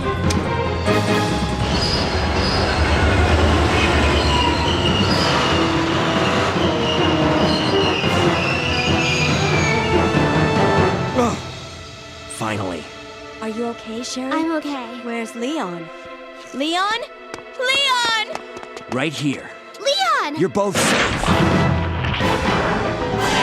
Just die. We've got to get out of here. Move it! Go!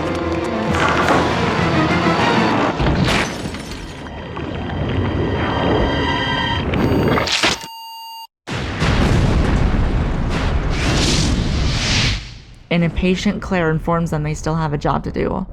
After all, she's still looking for her brother. Not only is this setting up for Code Veronica, but the scenario ends as well, as does the game. Nothing. I saw someone do that on TV once. Come on.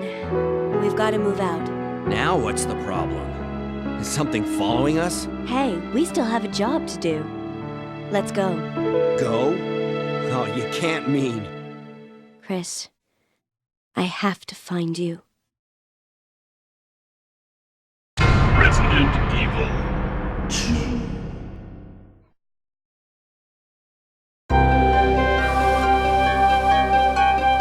Resident Evil 2 has several changes from the gameplay template that the first game established. Let's go over those changes and how it affects the gameplay experience. Let's begin with how the characters behave. In Resident Evil 1, you could choose from Jill Valentine and Chris Redfield. The two had separate scenarios which could cross to some degree. Chris is the harder of the two, due to needing extra keys and having less infantry slots. Chris also gets limited use of a flamethrower and Rebecca's assistance, which can only heal him and not much else. Jill, on the other hand, has 8 slots, not 6. She has Barry Burton assisting her with more firepower, and he can help her out in certain situations, such as the infamous ceiling trap room. Quick! Stay away from the door, Jill. I'm gonna kick this door down. Hurry! This way! Jill, however, can't take as much damage as Chris, and she's slower too. Finally, in Resident Evil, the lockpick Jill starts with is super handy, while Chris's lighter is only used for one minor puzzle, and that's it. Pity that you can't discard it in any way to free up space. Resident Evil 2 changes a few things. In most versions of the game, there are 2 discs, one for Leon and one for Claire. The two also have different scenarios, A and B. This is also known as the zapping system in the game. This means, depending on which order you play the characters, you'll get different story outcomes, cutscenes, bosses and more. Key items and some cutscenes do not change, but you will be going through the police station in a different manner than before. The changes do extend the gameplay, but only in a minor way, as the changes are not huge. Still, it's nice to have. Another change is that Claire and Leon feel identical to each other. Both take the same amount of damage, both start with 8 slots, and both have the same running speed. Where things are different, however, the key items and the characters the two get paired up with. Leon gets the lighter, and this time, the lighter is much more handy as several puzzles and bonus items need it, whereas Claire gets the lockpick, but its handiness is nowhere close to the first game. The lockpick only opens several drawers and a cabinet exclusive to Claire's story arc, but that's it. Very disappointing. Leon needs more keys to open these drawers, but there's only one you really need to open. The drawer before you enter the library, where you get an upgrade to the pistol, but we'll get to that in a moment. I mentioned that the protagonists get new characters to work with, Ada Wong for Leon and Sherry for Claire. Ada gives Leon more firepower and makes his scenario the easier of the two due to this advantage and the upgradable weapons you can acquire throughout the game. Sherry is slower than Claire and has to be taken care of, thus slowing down the player and requiring more careful progress since Sherry cannot defend herself. Sherry and Ada will be playable for a brief period during the game. Sherry a bit more so, depending on which of Claire's scenarios you pick. This is why Claire's story is harder than Leon's. As for the upgradable weapons, Leon can upgrade the starting pistol, his shotgun, and finally, the Magnum. This will make defeating zombies easier and bosses almost a piece of cake if you pick the right items carefully. Another change is that all of the cutscenes are computer generated. The original game had live action cutscenes which were never used again. Another difference is how in each character's B scenario, the TOO, also known as Mr. X, will chase and follow the player everywhere, making the B scenario much harder since there's more boss fights and harder enemies in areas already traversed. However, in general, Resident Evil 2 is shorter overall and much easier than the original Resident Evil, thus making it a breeze in comparison. The quicker pace of the game, the enemies you see and fight, and the easiness of the puzzles contribute to this aspect. This is not a bad thing, just something I feel is the case after playing the two games side by side. Finally, you can unlock the bonus games that are featured in most versions of the games: Extreme Battle, The Fourth Survivor, and Tofu scenarios. These bonus games are for fun, but they do make playing the game more fulfilling since there's more to do and it's fun to try a more action-oriented game mode.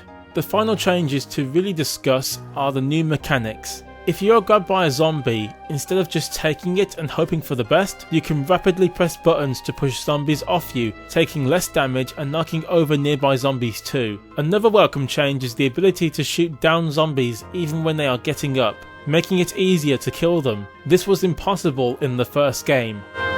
The lock-on makes its default return, and zombies can still be killed via a headshot with the shotgun. Claire has no access to this weapon, so you may have to be more creative when you play as her.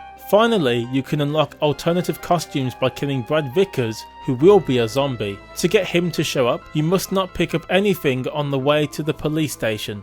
Once you kill him, go to the first save room you come across and you can change your costumes there. That's all of the gameplay differences compared to Resident Evil, so here's Rae's take on gameplay, but in a different light. Enjoy.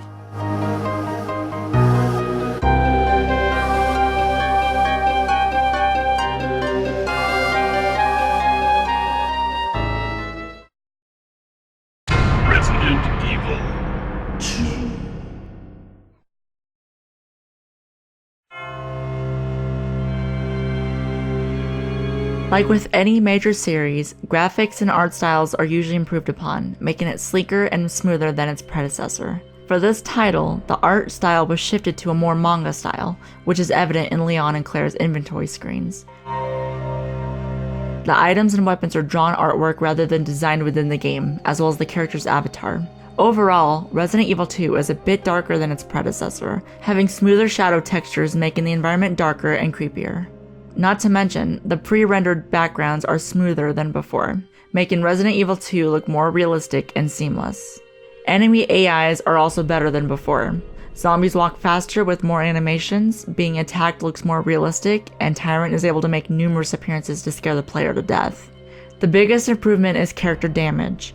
When Leon or Claire takes damage, their pace begins to get slower, representing their overall health. When their health is fine, they are able to move their fastest. When cautioned, they hold their sides in pain. However, upon taking too much damage and getting in the danger zone, Leon and Claire will limp slowly, and any more damage will result in death. Compared to the first game where your character showed no signs of damage, this was a major improvement. The atmosphere of Resident Evil 2 is phenomenal, and are guaranteed to give you a good scare if you aren't careful. The first game had narrower hallways and tighter spaces, Resident Evil 2 tends to have wider open spaces, but with more zombies inhabiting the area than the first one did. On the topic of lighting, Resident Evil 1 was generally better lit, with some areas being darker than others. Resident Evil 2 lighting is slightly dimmer, with more shadow textures than its first, but enough to make a player wonder what's around every corner. Overall, Resident Evil 2 was a major improvement over what Resident Evil offered. It fixed what Resident Evil could not, and even expanded further. Resident Evil 2's graphics and art style will forever be remembered as one of the best in the series, and that is what makes Resident Evil 2 one of the best titles in the entire franchise.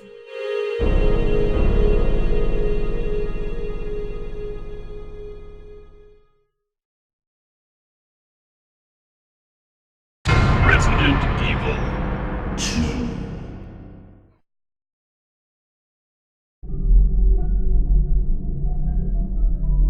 Resident Evil 2 is really my favourite game in the series, even though 4 is the best playing one, but I digress. Resident Evil 2 has the perfect blend of story, backtracking, character development and action gameplay, while sticking true to the survival horror the series made popular. The setting is more interesting and relatable, and the various improvements from the first game really make this one so much easier to deal with.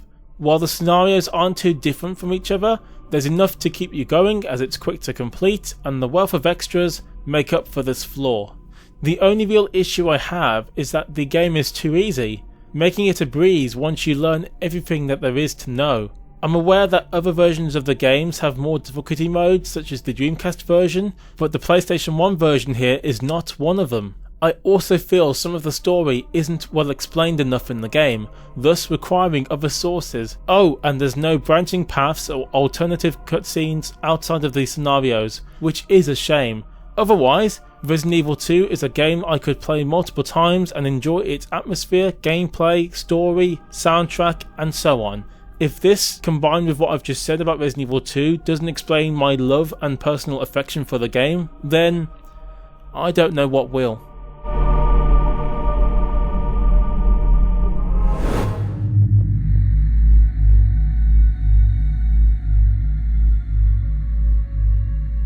Overall, I think this is the best game in the series, and for many reasons. For me, it all starts with the story. Aside from the amazing plot and compelling characters, it really does live up to the RE title and carries the series like a champ. As a writer, story and plot are the most crucial and important aspects of anything to me. And so, with a video game, it needs to suck you in and keep you invested in the characters and how their adventures/fates unfold. Resident Evil 2 is a game that makes you always want more. Not only with the story split in two for Leon and Claire, but we were given 4 separate storylines with each scenario. It's absolutely brilliant. The graphics were improved significantly compared to its predecessor, and the characters had amazing depth. The series also introduced my personal favorite character in the entire series, Claire Redfield, whose witty and sarcastic banter speaks levels to me and I can relate to as a person. Gameplay immediately drops you into the action from the start. You literally begin the game in the streets as zombies are coming towards you. And for me, it's just the absolute perfect way to start the sequel to a survival horror game.